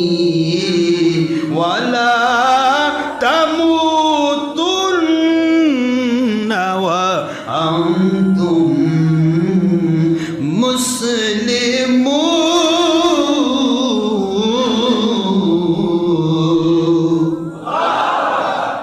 ইয়া আইয়ুহাল্লাযীনা আমানু তাকুল্লাহ, হে মুমিন ভয় করো আল্লাহকে। সুবহানাল্লাহ বলো। কেমন ভয়? হাক্কা তুকাতিহি, যেভাবে ভয় করলে আল্লাহর কাছে সারেন্ডার করে মুসলমান হওয়া যায়। ওয়ালা তামুতুন্না, খবরদার মরো না, কখনোই মৃত্যুবরণ করো না, মরার খাটে উঠো না, কখনোই তোমরা কাপড়ের কাপড় পরো না। হাত্তা ওয়ালা তামুতুন্না ইল্লা ওয়া আনতুম মুসলিমুন, মুসলমান না হয়ে কেউ মরো না। সুবহানাল্লাহ। এখন আমাকে বুঝাবেন, আমরা সবাই তো মুসলমান, ডাক দিলেন তো আল্লাহ কাফেরকে নয়। ইয়া আইয়ুহাল্লাযীনা কাফারু তাকুল্লাহ তো কই নাই, কথা কোন নাই কইছে? কি বলছে আল্লাহ? ইয়া আইয়ুহাল্লাযীনা আমানু, হে বিশ্বাসীরা, হে মুমিনেরা। তো মুমিন আবার কেমনে মুসলিম হবে? খবরদার মরো না, মরণ তো আল্লাহর হাতে, মুমিন কেমনে মরবে? এই কথা ব্যাখ্যা করতে আমার দিন রাত শেষ হয়ে যাবে। আল্লাহ কেন মুমিনকে দেখে ভয় দেখাচ্ছেন? আবার বলতেছেন ভয় করার মতো ভয় করো। এরপরে বলতেছেন ওয়ালা তামুতুন্না ইল্লা ওয়া আনতুম মুসলিমুন, খবরদার মুসলমান না হয়ে মরো না। আব্দুল কাদের জিলানী রাহমাতুল্লাহ আলাইহি বলেন, আমার জীবনের সাহনে, আমার জীবনের শেষ মুহূর্তে আমি চিন্তা করতে লাগলাম সারাটা জীবন কি করলাম, আজকে আমি কেমন মুমিন হয়ে মরতেছি। আসলে কি আমি মুসলমান হতে পারছি না? আসলে আমার কাছে আমি সারেন্ডার হয়েছি নাকি আমার আল্লাহর কাছে সারেন্ডার হয়েছি? আমি কিসের জন্য এতদিন কাজ করলাম যে আল্লাহর ওলি সারাটা জীবন বললেন তোমরা আমাকে কি ভাবো? সবাই বলেন আপনি বড় পীর, আরো কি ভাবো? সবার বড়। তারপরে আল্লাহর ওলি বলেন ওয়ারাউল ওয়ারা ওয়ারাউল ওয়ারা ওয়ারাউল ওয়ারা, আমি শুধু তাই নয়, তোমরা যত মনে করবে তার অনেক উপরে অনেক উপরে অনেক উপরে। ধরে ধরে কোন সুবহানাল্লাহ। কতদূর আমার পাওয়ার আমার আল্লাহ দিয়েছেন এটা তোমাদেরকে আমি গবেষণা করে বুঝাতে পারবো না। কি কথা বড় পীর আব্দুল কাদের জিলানী রাহমাতুল্লাহ আলাইহি। কোন পীর, কোন ওলি যে উনি নিজে না তার কিতাবের মধ্যে স্পষ্ট লিখতে পারেন, স্পষ্ট করে লিখতে পারেন আমার আল্লাহর পক্ষ থেকে আমার আল্লাহর দয়ার ইলহাম প্রাপ্ত আমি হয়েছি। আমার মালিক বলেছেন, আল্লাহ পাক রব্বুল আলামিন আমাকে ইলহাম করে বলতেছেন আব্দুল কাদের জিলানী রাহমাতুল্লাহ আলাইহি গফির তালাক, আপনাকে ক্ষমা করা হয়েছে। শুধু আপনাকে নয়, শুধু আপনাকে ক্ষমা করা হয় নাই, আপনাকে ক্ষমা করা হয়েছে এবং আপনাকে যারা মেনেছে, আপনার তরিকার উপরে যারা এসেছে, ওই মানুষগুলিকেও ইলা ইয়াউমিল কিয়ামা, কিয়ামত পর্যন্ত ক্ষমা করে দেওয়া হয়েছে। এই কথা যিনি বলতে পারেন, তার কিতাবে লিখতে পারেন, এই কথা যিনি বলতে পারেন, পৃথিবীর কোন এক প্রান্তে যদি আমার তরিকতের কদরিয়া তরিকার কোন একজন সালেক যদি তার ইচ্ছার বিরুদ্ধে নাভির উপর থেকে হাঁটুর নিচ পর্যন্ত কাপড় পরা, এটা হলো ফরজ সতর ঢাকা, সতরটা যদি তার ইচ্ছার বিরুদ্ধে খুলে যায়, আমি এই বাগদাদ থেকে পরে দিতে পারি। তার কয়টা গৌরব শুনবেন, কয়টা কথা আপনি শুনবেন যা স্পষ্ট তার কিতাবে লেখা, এটা গল্প গুজব নয়। এই কথা যদি লিখতে পারেন, সেই ওলি ইন্তেকালের সময় বলতেছেন আমার এই আয়াতটা আমার কলিদা গুড্ডা সবকিছু ভেঙে তছনছ করে দিয়েছে। পাওয়ার কত দূর আসছে। আদনা আলা দরজার তাকওয়া কাকে বলা হয়, এই তাকওয়াগুলি যদি বোঝানো হয় তা কয়টা ঘটনা আপনি নেবেন। আমি আপনাদেরকে কষ্ট দিতে চাই না বাবাজি, শুধু এটুকু বলতে চাই আব্দুল কাদের জিলানী রহমতুল্লাহ শুধু নয়, যে কোনো হক্কানি ওলির জীবনে আপনি পাবেন তার জীবনটা হয়েছে শুধুমাত্র রিয়াজাত, মুশাক্কাত, কষ্ট, ক্লেশ, খাওয়া নেই, দাওয়া নেই, এমনভাবে চলেছে, পাগলের মতো চলেছে, খাওয়া দাওয়া ছাড়া চলেছে, তারপরও তার জীবন চলেছে। তারপরও ইবাদতে মশগুল থেকেছেন, দিনের পর দিন, রাতের পর রাত না খেয়ে থেকেছেন, অনাহারে থেকেছেন, ক্ষুধায় তৃষ্ণায় নিজেকে কাবু করে ফেলেছেন, রোজার পর রোজা, রাতের পর রাত ইবাদত, এভাবে করে জীবন কাটিয়েছেন। সেই ওলিদের আমলের বিরুদ্ধে আজকে ঠুনকো মুন্সিরা ফতোয়া দিচ্ছে, কই পীর আবার কোত্থেকে আসলো? আশ্চর্য, হ্যাঁ আশ্চর্য কথা, অ্যাস্টোনিশড কন্ডিশন। এদের কথার দিকে তাকালে আশ্চর্য হতে হয়, এরা নাজিল হলো কোথা থেকে? আমি আপনাদের খেদমতে আরজ করতে চাই, আব্দুল কাদের জিলানী রহমতুল্লাহ আলাইহির কাছে গিয়ে এই ডাক্তার কি বলছে। আয় আল্লাহর ওলি, এখন আপনার অবস্থা কি? আল্লাহর ওলি বলতেছিলেন, বাবাজিরা, আমার আল্লাহর দয়া দিয়া এবার আমি আমার আল্লাহর কাছে কনফার্মেশন পেয়েছি, এখনই আমি আল্লাহর ডাকে সাড়া দেব, কিন্তু আমাকে মুমিন মুসলমান বানানো হয়েছে। যার ভয়ে, যে ভয়ে আমি ভীত, আমার ভিতরের সব ভেঙে চুরমার হয়ে গেছে, সেটা আমার আল্লাহ কবুল করেছে। আমি আমার আল্লাহর ডাকে সাড়া দেব। 400 জন মানুষ, 400 পরিবারের নন মুসলিম এট এ টাইমে পেশাব মুবারকের ইসলামী দাওয়াত পেয়ে কলেমা পড়ে মুসলমান হয়ে।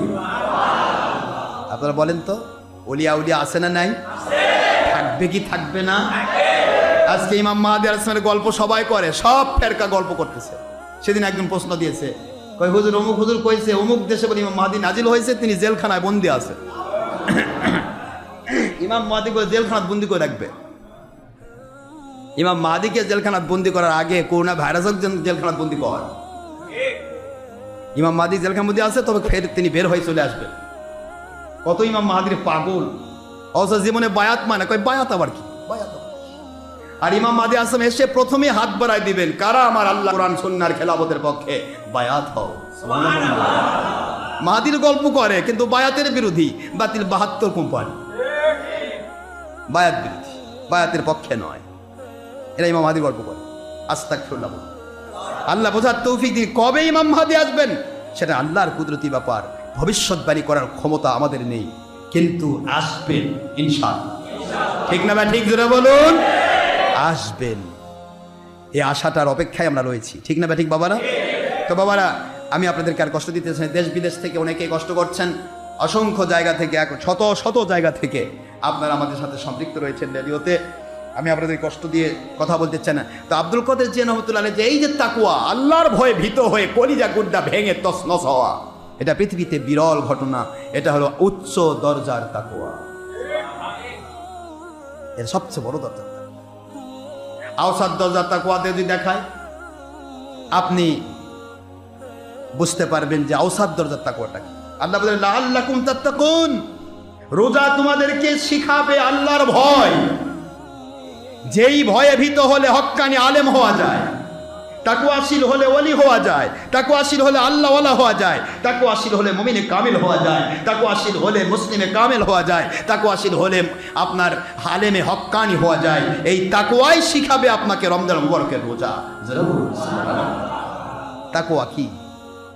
হুজুর বলেন, তাকওয়া আত্তাকওয়া হাহুনা, আত্তাকওয়া হাহুনা, আত্তাকওয়া হাহুনা। হুজুরকে বলা হলো, ইয়া রাসূলুল্লাহ সাল্লাল্লাহু আলাইহি ওয়াসাল্লাম, তাকওয়া কি? হুজুর বললেন, তাকওয়া এখানে, তাকওয়া এখানে, তাকওয়া এখানে। কোথায়? কলবের ভিতরে। জোরে বলুন সুবহানাল্লাহ। তাকওয়া কাকে বলে? আজকে আমি যা ইচ্ছা তাই করবো তাকওয়া? ইচ্ছা মতো চলবো তাকওয়া? তাকওয়া হবে আল্লাহর ভয়ে ভীত হয়ে, অন্ধকারে বসেও আল্লাহর ভয়ে ভীত হয়ে গুনাহ ছাড়তে হবে। কে দেখলো আর কে দেখলো না, আমার মালিক তো দেখেছে। অন্ধকারে বসেও আল্লাহর ভয়ে ভীত হয়ে আল্লাহকে সন্তুষ্ট করার জন্য নামাজে দাঁড়িয়ে থাকতে হবে, কোরআন তেলাওয়াত করতে হবে, জিকির ফিকির করতে হবে, দুরূদ সালাম পড়তে হবে।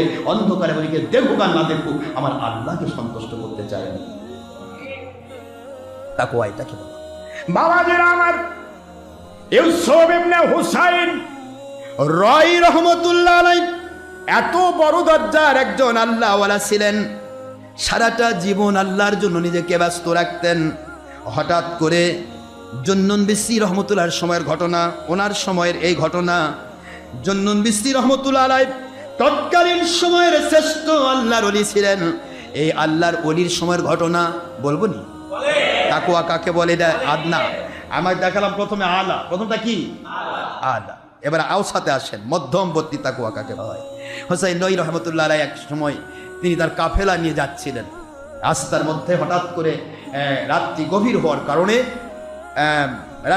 হওয়ার কারণে ইউসুফ বিন হুসাইন নঈ রহমতুল্লাহ আলাইহি তিনি তার কাফেলা সহ একটা বিশাল বড় বাড়িতে উঠলেন মেহমান হয়ে। কেউ দেখা গেল সে বাড়িটা অনেক বড় মাপের, সেই এলাকার বড় নেতার বাড়ি, অনেক বড় মাপের, মানে সেই সময়ের বড় দামি মানুষের বাড়ি। রাতের অন্ধকারে ওই বাড়ির একটা মেয়ে ছিল ওই বাড়িওয়ালার, সে মেয়েটা এসে তাকে কুপ্রস্তাব দিল। নাউজুবিল্লাহ বলেন। ইউসুফ ইবনে হুসাইন রয় রহমতুল্লাহ আলাইহি অত্যন্ত সুন্দর ছিলেন, সুন্দরের জগতে সেই সময় তিনি শ্রেষ্ঠ সুন্দর ছিলেন। ইউসুফ ইবনে হুসাইন রয় রহমতুল্লাহ আলাইহি, তিনি ইউসুফ আলাইহিস সালামের নামের নাম। তো ইউসুফ আলাইহিস সালামের সাথে নাম ইউসুফ ইবনে হুসাইন রয় রহমতুল্লাহ আলাইহি, তিনি চিন্তা করলেন, আমি এখানে এত সুন্দরী মহিলা, এত বড় বিশাল বড় বাড়ি, সেখানে আসলাম আর আমাকে রাতের বেলা এই প্রস্তাব দিচ্ছে। আমি কি এখানে গুনার পথে থাকবো নাকি আমার আল্লাহকে ভয় করব? অন্তর থেকে আওয়াজ চলে আসলো, তোমার আল্লাহকে ভয় করলে তুমি ওলি হবে, আল্লাহকে ভয় না করলে তুমি জাহান্নামে যাবে। আল্লাহর ওলি এখান থেকে আস্তে করে রাতের অন্ধকারে ওখান থেকে বের হয়ে চলে গেলেন। কাফেলাকে বললেন না, বললে তো তুলবার শুরু হবে। আস্তে করে বের হয়ে তিনি মরুভূমির মধ্যে, আরব রাজ্য তো, মরুভূমির মধ্যে কোনো মানুষ, রাস্তা নাই, ঘাট নাই, কিছু ছিলেন না। রাতের অন্ধকারে তিনি এক এলাকায় গিয়ে পড়ে থাকলেন অন্ধকারের মধ্যে, কিন্তু তবু ওই মেয়ের ডাকে সাড়া দিলেন না। একটু সুবহানাল্লাহ বলবেন? একটু চিন্তা করেন তো, এই যোগ্যতা আমাদের কয়জন আছে? একটা মেয়ে, আমার নবী পাক সাল্লাল্লাহু আলাইহি ওয়াসাল্লাম কথায় বুঝাইলেন, যদি কোনো মেয়ে তোমাকে প্রস্তাব দিল, কুপ্রস্তাব, তুমি আল্লাহর ভয়কে সামনে নিয়ে তুমি সেখান থেকে বিদায় হতে পেরেছ, মনে রেখে দিও তোমার জন্য জান্নাতের জামিনদার আমি আল্লাহর হাবিব হয়ে গেলাম। তুমি বলে দাও, ইন্নী আখাফুল্লাহ, আমি আল্লাহকে ভয় করি, একটি কথা বলো, ফিরে যাও, তোমাকে কিয়ামতে ইউসুফ আলাইহিস সালামের সাথে জান্নাতে করা হবে। ইউসুফ আলাইহিস সালামের ঘটনা তো রেখে দিয়েছি, সূরা ইউসুফ আলাইহিস সালামের ঘটনা পরিপূর্ণ হয় নাই, আমি ওটা মাত্র কয়েকটা আয়াত পড়েছিলাম, পরে সময় হলে আমি ইনশাআল্লাহ এর পর আলোচনা করব। আল্লাহর ওলি হুসাইন, ইউসুফ ইবনে হুসাইন রহি রহমতুল্লাহ আলাইহি, দুই হাঁটুর, বুঝতে পারতেছেন, দুই হাঁটুর মাঝখানে বিশাল বড় মরুভূমির মধ্যে বসে থেকে দুই হাঁটুর মাঝখানে মাথাটা রেখে একটু তন্দ্রায় চলে গেলেন। হঠাৎ করে দেখেন হাজার হাজার লাখ লাখ রহমতের ফেরেশতা সহ আসমান জমিনের শ্রেষ্ঠ সুদর্শন একজন পুরুষ তার সামনে দাঁড়িয়ে গেছে। ইউসুফ ইবনে হুসাইন রহি রহমতুল্লাহ আলাইহি বলেন, জীবনের রহমতের ফেরেশতা বাস্তবে দেখলাম না, আজকে লক্ষ লক্ষ ফেরেশতা শুধু উড়ে উড়ে আসতেছে দেখতে পাচ্ছি। এটা কেমন ধরনের আমার আল্লাহর দয়া বুঝতে পারলাম না। আর আপনি এত সুন্দর আসমান জগতের মধ্যে, জগতে জমিনি জগতের মধ্যে, গোটা জগতে আমার তো মনে হয় এই সময় কোনো দিন এমন মানুষ কল্পনাও করা যায় না। এত সুন্দর মানুষ কে গো আপনি? আরে হাজার হাজার লাখ লাখ রহমতের ফেরেশতা দিয়ে কি করতে চান?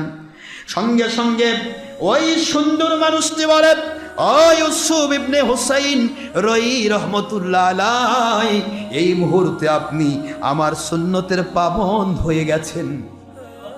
আমি হলাম সেই ইউসুফ সিদ্দিকুল্লাহ আলাইহিস সালাম জুলাইখার বিপদ থেকে নিজেকে পালিয়ে নিয়ে আমি জেলখানার মধ্যে নিজেকে বন্দী করে ফেলেছিলাম। আমার আল্লাহ আমাকে বললেন, ইউসুফ নবী আলাইহিস সালাম, আপনার নাম আমার ওলি বান্দা অমুক এলাকায় আপনার সুন্নাতকে জারি রেখে আপনি যে এত বড় স্যাক্রিফাইস করেছেন, কোরবানি করেছেন, আপনার কোরবানিটাকে এমনভাবে সে নিজের জন্য নষ্ট করেছে। সে এত সুন্দরী মেয়ের প্রস্তাবকে প্রত্যাখ্যান করে মরুভূমির এক বিশাল এরিয়ার মধ্যে, মানুষ নাই, জন নাই, নীরব নিস্তব্ধ এলাকায় আমি আল্লাহর ভয়ভীত হয়ে আমার দিকে মুতাওয়াজ্জহ হয়ে আছে। ও ইউসুফ নবী আলাইহিস সালাম, আপনার নাম ইউসুফ ইবনে হুসাইন রহি রহমতুল্লাহকে সুসংবাদ দিয়ে আসেন, উনি আপনার সাথে কিয়ামতের দিন জান্নাতে রয়ে যাবে।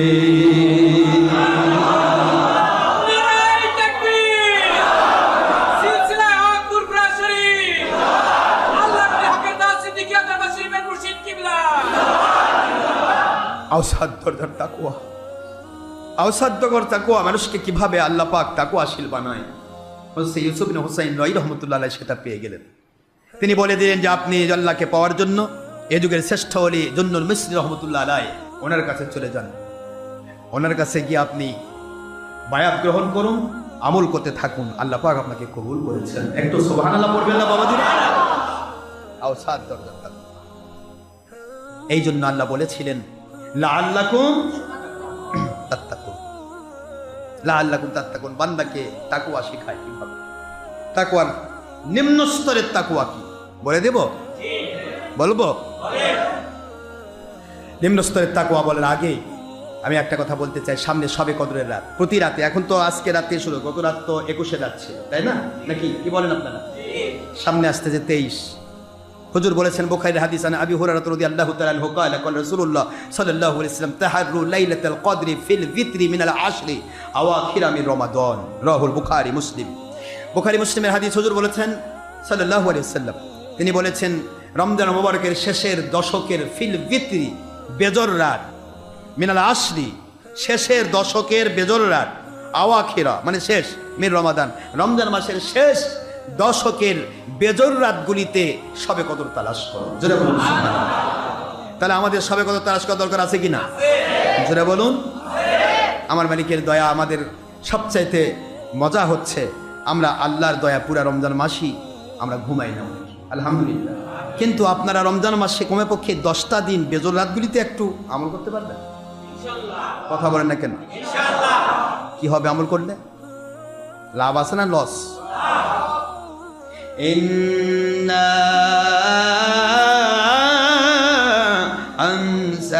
আনজালনাহু ফি লাইলাতিল কদর। সুবহানাল্লাহ। ও নবীজি পাক সাল্লাল্লাহু আলাইহি ওয়াসাল্লাম, আমি আল্লাহ পাক কদরের রাতে পবিত্র কোরআন নাজিল করেছি। নিশ্চয় আমি কোরআন শরীফ নাজিল করেছি।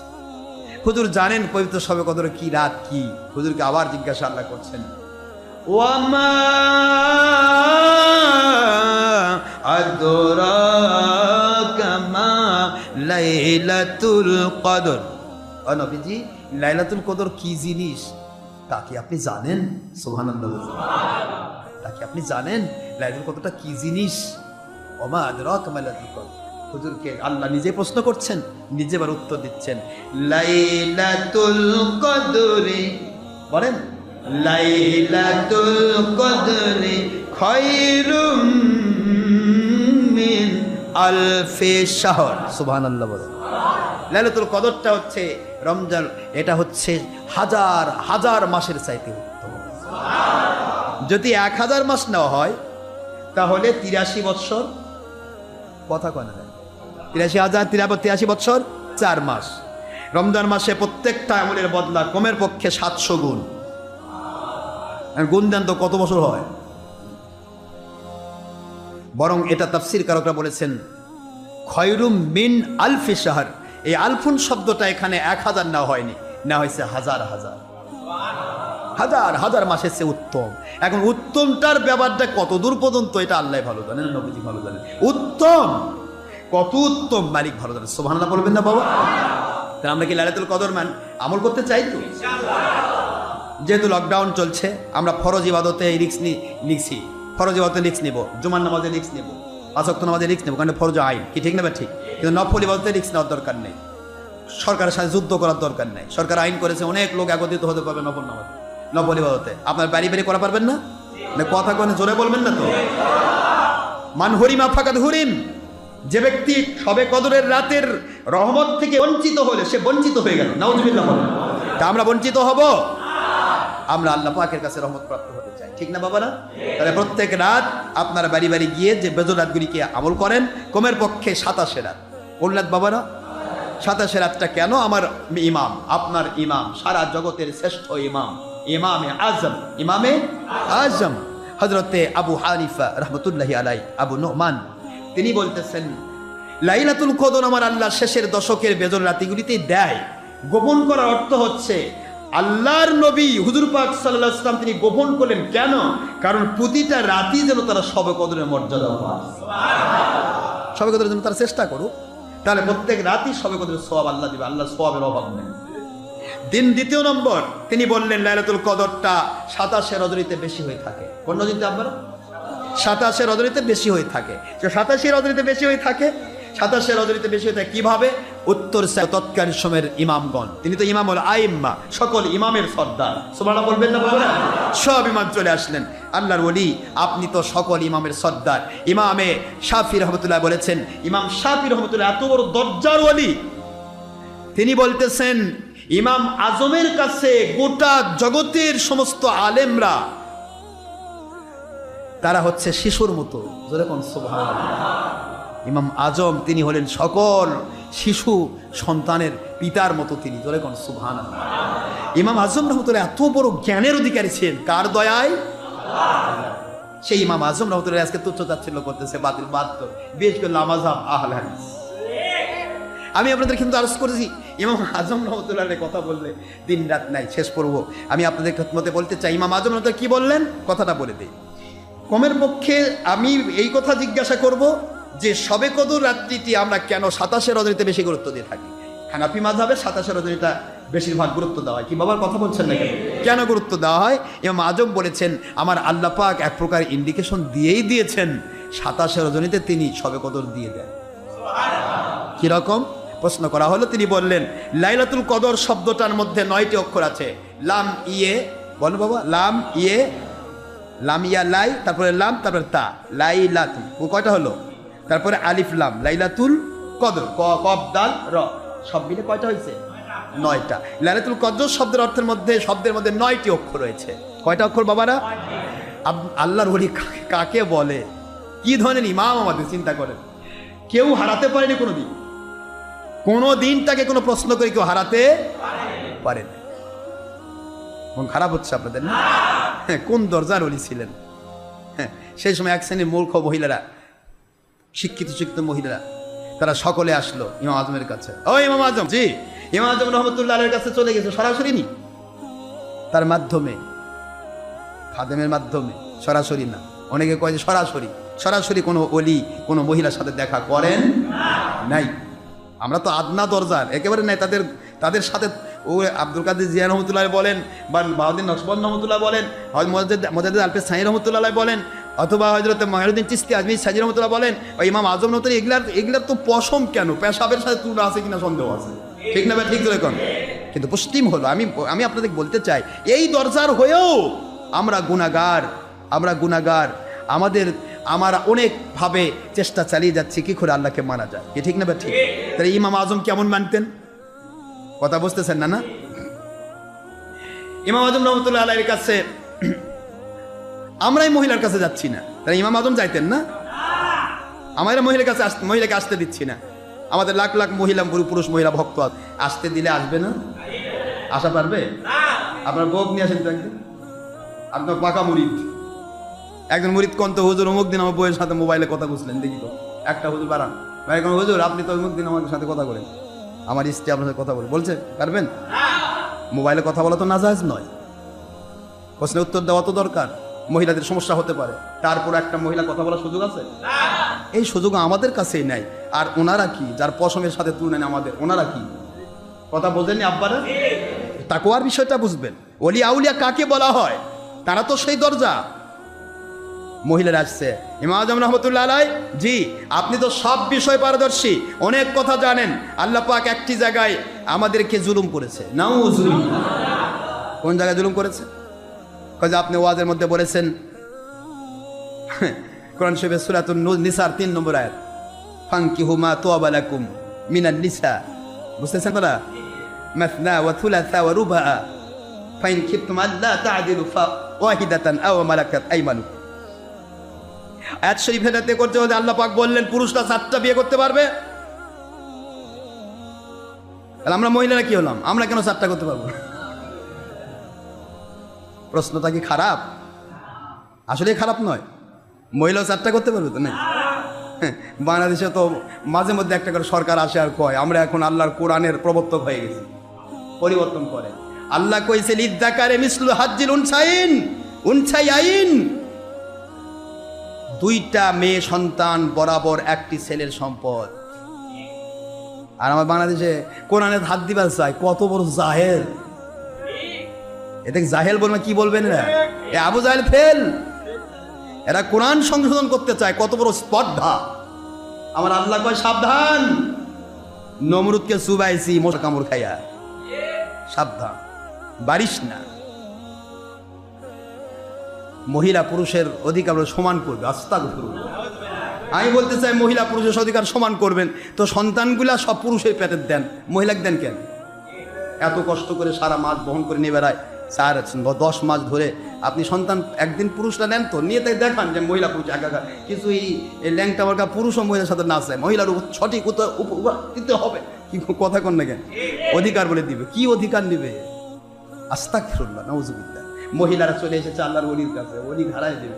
আল্লাহর বলে, মা আমি বুঝতে পেরেছি আপনারা কি বলতেছেন, বুঝতে পেরেছি, আল্লাহর উপরে যান না, আমার কাছে ছেড়ে দেন, আমার কাছে ছাড়েন। আল্লাহর কোরআন তো কোরআনই, ওর মধ্যে রদ, ওনার মধ্যে কোরআন শরীফের কোনো কিছু রদ, আলিফ জের জব পেশ, কোনো কিছু রদ তো দূরে থাক, আপনি আমার কাছে আগে আসেন। আম্মা একটু কাজ করবেন, আপনারা কতগুলো মহিলা আসছেন? প্রায় 50 জন মহিলা। কতগুলো মহিলা আসছে? আরে বাপ, 50 জন মহিলা, সে বীরঙ্গনা, তৎকালীন সময় শিক্ষিতা মহিলা। শিক্ষিতা ছাড়া তো অমূর্খ কেউ যাবে তাই, শিক্ষিতা মহিলা দৌড়ি যে আল্লাহর ওলি বলে, ঠিক আছে আমি কাজ করি, আপনাদের বাড়ি বাড়ি গিয়ে সকলের বাড়িতে থাকান না থাক, ছাগল টাগল আছে তো, তখন তো ছাগল পালনটা বেশি হতো, বোঝেন বাবা? বসরা, কুফা, ইরাক, ইরান, আফগানিস্তান, পাকিস্তান, তারপর ওইদিকে আপনার সৌদি আরবিয়া, সব এলাকায় ছাগলটা বেশি পালন হতো। এবং অধিকাংশ নবী রাসূল আলাইহিস সালামকে তাদেরকে আল্লাহ পাক রব্বুল আলামিন ছাগল পালন করিয়েছেন। ছাগল পালন করা বোঝেন না? ছাগলের চাষ, এই ছাগল পালন করিয়েছেন। তো ছাগলটা পালন করা এটা সুন্নতের অন্তর্ভুক্ত। সুবহানাল্লাহ বলবেন না? তাই অন্যের সম্পদ খাওয়াইবেন, এটা সুন্নত। সুন্নত হচ্ছে কারো ক্ষতি না করে ছাগল পালন করা। আমি গুনাহগার, ছোটকালে ছাগল পালছি, সুন্নতের কোনোটায় বাদ দিই নেই, সুন্নতের উদ্দেশ্যে। কিসের উদ্দেশ্যে বাবারা? তো যাই হোক, এখন ছাগল পালন সুন্নত, এই হিসাবে সুন্নত প্রতি বাড়ি বাড়ি ছিল। তো মহিলাদেরকে, এটা আমার বাংলাদেশে কিছু হুজুর ওয়াজ করছে, কই মহিলাদের থেকে নাকি বলে দুধ চাইছে, সব মহিলাতে তো ওই সময় 50 মহিলা সবারই দুধ ছিল নাকি? আস্তাগফিরুল্লাহ। মুন্সিরা বুঝায় কি মানুষকে? উত্তর দিতে গিয়ে উল্টাপাল্টা করে। ইমামে আজম রহমতুল্লাহ বলেন, প্রত্যেকের বাড়ি বাড়ি ছাগল রয়েছে, ছাগল যদি বাড়িতে নাও থাকে, এক একটা মহিলাকে একটা ছাগল সংগ্রহ করুন, সে ছাগল থেকে দুধ নিয়ে আসেন, একটা করে বাটি করে দুধ নিয়ে আসবেন, প্রত্যেকের দুধ নিয়ে আসবেন। এরপরে আমি আপনাদের বুঝিয়ে দিব আল্লাহ পাক কেন বিবাহ আপনাদের 4টা একসাথে করতে দেয়। সুবহানাল্লাহ বলবেন না? বলবো, থাক, এটা পরে বলবো, সময় নেই, আর এটা বেজেছে। ইমাম আজম রহমতুল্লাহ কাকে বলে? কত বড় দরজার ওলি তিনি, কিরকম মাসলা দেন তিনি। ইমামে আজম বলেন, আম্মা জানেরা, ও আম্মা জানেরা, বাড়ি বাড়ি চলে যান, দুধ, ছাগলের দুধ নিয়ে আসবেন, নিয়ে এসে আমার একটা ভাণ্ড থাকবে, সকলের দুধগুলি নিয়ে এসে আমার ভাণ্ডের মধ্যে ঢেলে দিবেন। বোঝেননি? কার দুধ? ছাগলের দুধ। সবার বাড়ির থাকার না থাক, সবাই একটা করে ছাগলের দুধ নিয়ে আসবে। দুধগুলি তো সবই ছাগলেরই দুধ। কি কথা করছেন না? নাকি পাঁঠার দুধ হয়, আবার খাসির দুধ হয়? কিসের দুধ? ছাগলের দুধ। আগে মহিলা ছাগির দুধ নিয়ে আসছে, তো ছাগির দুধ নিয়ে আসছে, সব 50 জন 50টা ভাণ্ড করে দুধ নিয়ে আসছে, বোতলত করে কেউ ইয়া করে ছাগল দুধ নিয়ে আসছে। আল্লাহর ওলির বাড়িতে একটা ভাণ্ড, ওই ভাণ্ডের মধ্যে সবাই ঢেলে দিয়ে দেওয়ার পরে বলছে, আম্মা যান, এক কাজ করেন, আপনার কার কোন দুধ, সেটা কার কোন ছাগলের, কার ছাগলের দুধ কোনটা, এখান থেকে একটু নিয়ে যান। সুবহানাল্লাহ বলবেন না? মহিলারা তো মনে করেন যে বিপদে পড়ে গেছে। আল্লাহর ওলি বলেন, আম্মা যান, পুরুষ যদি 4টি বিয়ে করে, 4টি পুরুষের সন্তান, কোন মহিলার মধ্যে সন্তান আসলো, ওই সন্তানের বাবাকে মুহূর্তের মধ্যে শনাক্ত করা যায়। কিন্তু কোন মহিলা যদি 4টি বিয়ে করে আম্মা, তাহলে কোন পুরুষের সন্তান তার পেটে আসলো এটা বোঝা কখনোই সম্ভব নয়। যেমন এতগুলি ছাগলের দুধ এক জায়গায় করার পর দুধগুলি আলাদা করা যেমন সম্ভব নয়, মহিলাদের সন্তান আলাদা করা সম্ভব নয়। কোরআনের বাণী, আল্লাহর ওলি বলতেছে যে কোরআন তেরে মানবেই না, এটা তো প্রগতিবাদী। কি কথা বলছেন না কেন?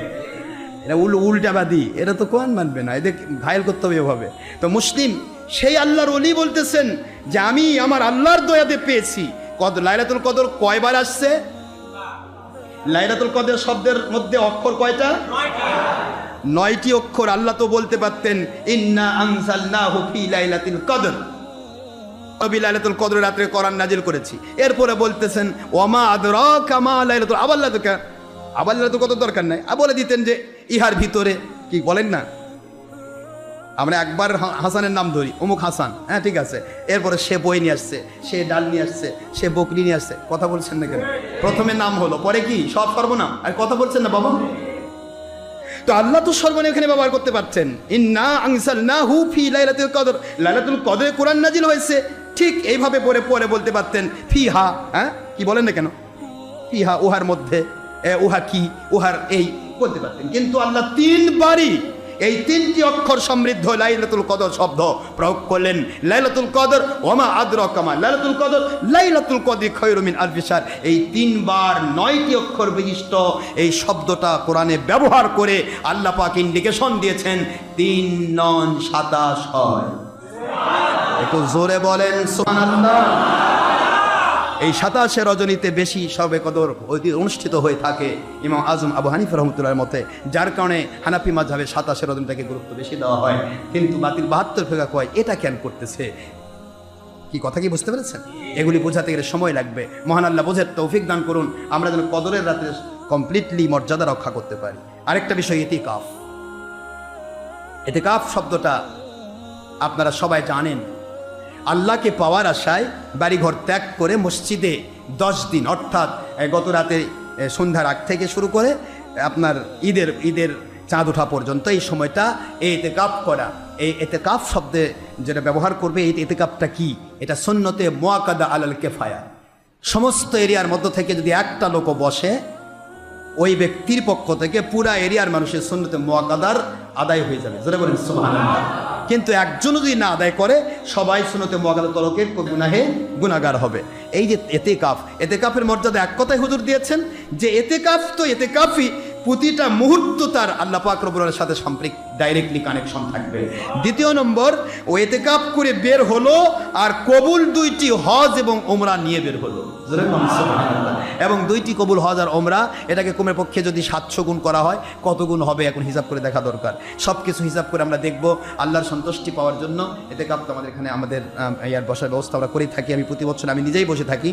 আর আমি আজকে আপনাদের খেদমতে এইটুকু বলবো যে ইতিকাফের প্রশ্ন নয়, প্রশ্ন হচ্ছে আপনারা সবাই বাড়ি বাড়ি হলেও কদরের রাত্রে একটু ইবাদত করবেন তো? আর রোজা শেষ হয়ে যাবে নামাজ ছাড়ে দিবেন, এই তো নাকি? আমার মুরিদরা তো এরকম নয়, হওয়ার কথা না। 5 ওয়াক্ত নামাজ কমপ্লিট মৃত্যু পর্যন্ত করতে হবে, ঠিক আছে বাবারা? মাথার তালু থেকে পায়ের তলা, হায়াত থেকে মৌত পর্যন্ত পুরাটা ইসলামী শরীয়তে রঙিন করতে হবে। আল্লাহর কোরআন রাসূলের সুন্নাহ কিয়াসমত জীবনযাপন করা, এটাই মুসলমানের দায়িত্ব। বাবা সারা দিন রাত বলে শেষ হবে না। আমি আদনা দরজার তাকওয়ার কথা ইনশাআল্লাহ আল্লাহ তৌফিক দেয় আগামী জুমাতে বলার চেষ্টা করব। আজকে আর বলছি না, কারণ অনেক সময় পার হয়ে গেছে। তারপর আমাদের প্রশ্নোত্তর পর্ব আছে। দেশ বিদেশ থেকে শত শত জায়গা থেকে ছেলেমেয়েরা তারা বসে রয়েছে আমাদের সাথে প্রশ্নোত্তর পর্বে তারা কথা বলবে। প্রশ্নোত্তর পর্বে দেশ বিদেশ থেকে উত্তর দেওয়া হয়, এটা আমরা পরবর্তীতে করব। আর যেহেতু লকডাউন চলছে, করোনা ভাইরাস সম্পর্কে সরকারি আইনের আমরা বিরোধী নই, তবে সরকার যদি কোরআন সুন্নাহ বিরোধী আইন করে সেটা আমরা মানতে গিয়ে 2টি কন্ডিশনে আসবো। হয় আমরা মানব না, নয়তোবা মানতে গেলেও যদি বাধ্য করা হয় তাহলে আমরা তাদের ঘাড়ে গুনাহ ছেড়ে দেব। কথা ঠিক না? ঠিক কি কথা কি বুঝতে পেরেছেন? আমরা কারো গুনাহ নিতে রাজি নই। আর যদি কয় না আপনারা গুনাহ আমরা নিব, আপনারা গুনাহ অসুবিধা নেই, তাহলে আমরা গুনাহ আমরা করবো না, তাদের গুনাহ ছেড়ে দে আমরা। আর যদি কয় না গুনাহ আমরা নিব না, তাহলে আমাদেরকে শরীয়ত মানা থেকে কখনোই জুলুম করা যাবে না। কথা ঠিক ঠিক? শরীয়ত মানার ব্যাপারে কোনো বাধা দেওয়া যাবে না। কি হবে? আমরা হবে। আমি এইটুকু বুঝবো, আমরা আল্লাহর পথে যারা আছি, যদি করোনা ভাইরাস বা কোনো কিছুতে আপনি মরা যদি আল্লাহ লেখেন, আপনি যদি আল্লাহর কুদরতের খাতায় লেখায় থাকেন যে করোনা ভাইরাস দিয়ে অমুক দিন এতটা টাইম আপনি ইন্তেকাল করবেন, only one time or day or night আপনি ইন্তেকাল করবেন করোনা ভাইরাস দিয়ে, কথার কথা যদি এটা আল্লাহ লিখে রাখেন, আপনি 7 তবক জমিনের নিচে যদি লুকে থাকেন, করোনা ভাইরাস আজরাইলের মতো আপনাকে ধরবে, মিস নেই। তবে লা ইয়ারুদ্দু তাকদীরু ইল্লা বিদুআ। এমনও হতে পারে কোনো হক্কানি আলেম বা ওলিয়াউলিয়ার দোয়া আল্লাহ পাক ফেরত দেন না, কবুল করে নিয়েছেন, তাহলে তার তাকদীর পরিবর্তন হয়ে যেতে পারে। জোরে বলুন সুবহানাল্লাহ। তা আপনি তো ওলির দরবারে যেতেই দিবেন না, কেমন করে তাকদীর হবে? আল্লাহর কোরআন রাসূলের সুন্নাহ ভিত্তিক চললেই তো করোনা ভাইরাস দূরে চলে যাবে, ঠিক না? আল্লাহ আমাদের বোঝার তৌফিক দিন। আমি কাউকে দুশ্মনী করি না। আর দায়িত্ব হলো আল্লাহর পক্ষে কথা বলা, নবীজির পক্ষে কথা বলা। আর আল্লাহ এবং নবীর বিরুদ্ধে যে যাবে তার আমি জুলুম করব না, কিন্তু তার কথার সাথে আমি মৃত্যু পর্যন্ত একমত হব না। কথা ঠিক না ঠিক বাবা? সেটা যে কেউ হোক, আমাদের দায়িত্ব আল্লাহকে মানা। কাকে মানা বাবা? নবীজি পাক সাল্লাল্লাহু আলাইহি ওয়াসাল্লামকে মানা এবং হক্কানি ওলিকে মানা। আতিউল্লাহ ওয়া আতিউর রাসূল ওয়া উলিল আমরি মিনকুম। তিনটি কন্ডিশনের বাইরে আমি যেতে পারবো না। আল্লাহকে মানবো, নবীজিকে মানবো, উলিল আমর মানবো। কয়টা বাবা? তিনটি। কয়টি? জোরে বলেন। সূরাতুন নিসা 60 নম্বর আয়াত। এর পরিষ্কার কোরআনের বাণী দিয়ে প্রমাণিত। সুতরাং এই তিনটির বাইরে আমি যেতে পারবো না। আল্লাহ আমাদের সেইভাবে চলার তৌফিক দিন, আর তাকওয়া অবলম্বন করার তৌফিক দিন। আমরা তো তাকওয়ার ভিত্তিতে চলতে পারি। সারা দিন রাত বললে শেষ হবে না। শুধু এইটুকু বলতে চাই, আপনাদের খেদমতে আরজ করি, রমজান মোবারকের রোজা ইচ্ছা করে নষ্ট করবেন না। হুজুর বলেছেন, মান একবার এক কথায়, সহিহ মুসলিমের একটা হাদিস দিয়ে আমি শেষ করে দিচ্ছি। আন আব্দুল্লাহ ইবনে মাসউদ রাদিয়াল্লাহু তাআলা ক্বালা ক্বালা রাসূলুল্লাহ সাল্লাল্লাহু আলাইহি ওয়াসাল্লাম মান সামা রমাদান মিন আউয়ালিহি ইলা আখিরিহি খরাজা মিন দুনুবিহি কায়াউমি ওয়ালাদাতহু উম্মুহু। হুজুর সাল্লাল্লাহু আলাইহি ওয়াসাল্লাম বলেন, যারা রমজান মুবারকের পরিপূর্ণ হক আদায় করলো, শুরু থেকে শেষ পর্যন্ত একটি রোজাও ছাড়লো না, ওই ব্যক্তিটার জীবন থেকে, জীবনের আমলনামা থেকে এমনভাবে গুনাহ মিটিয়ে দেওয়া হয় যেন আজকেই তার মা তাকে প্রসব করেছে। জোরে বলুন সুবহানাল্লাহ। একটু জোরে বলবেন না সুবহানাল্লাহ? এই যে মাফ হয়ে যাওয়া, এর নাম হলো ইতকু মিনান নার। আমরা 3য় দশকে চলছি। ফার্স্টে ওহ শাহরুস সবর। হুজুর বলেছেন এটা সবরের মাস। আউয়ালহু রাহমাতুন ওয়া আওসাতুহু মাগফিরাতুন ওয়া আখিরহু ইতকুম মিনান নার। হুজুর সাল্লাল্লাহু আলাইহি ওয়াসাল্লাম বলেন, এটা সবরের মাস। এ মাসের প্রথম দশকটা রহমত নাজিলের। ধরে বলুন সুবহানাল্লাহ। রহমতে খাস। 2য় দশকে ওই বান্দাগুলির জীবনের গুনাহ মাফ।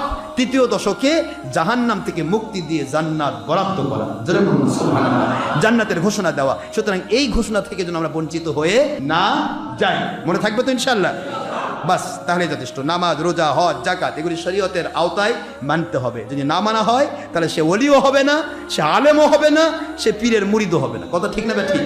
পীর মুরিদির উদ্দেশ্যই আল্লাহকে মানা, নবীজিকে মানা, কোরআন সুন্নাহ ইজমা কিয়াস সম্মত সঠিক জীবন যাপন করা। আল্লাহ পাক আমাদের সবাইকে আল্লাহ সন্তুষ্টির করে মজবুত থাকার তৌফিক দিন। রোজার নিয়ত হচ্ছে তো আপনাদের?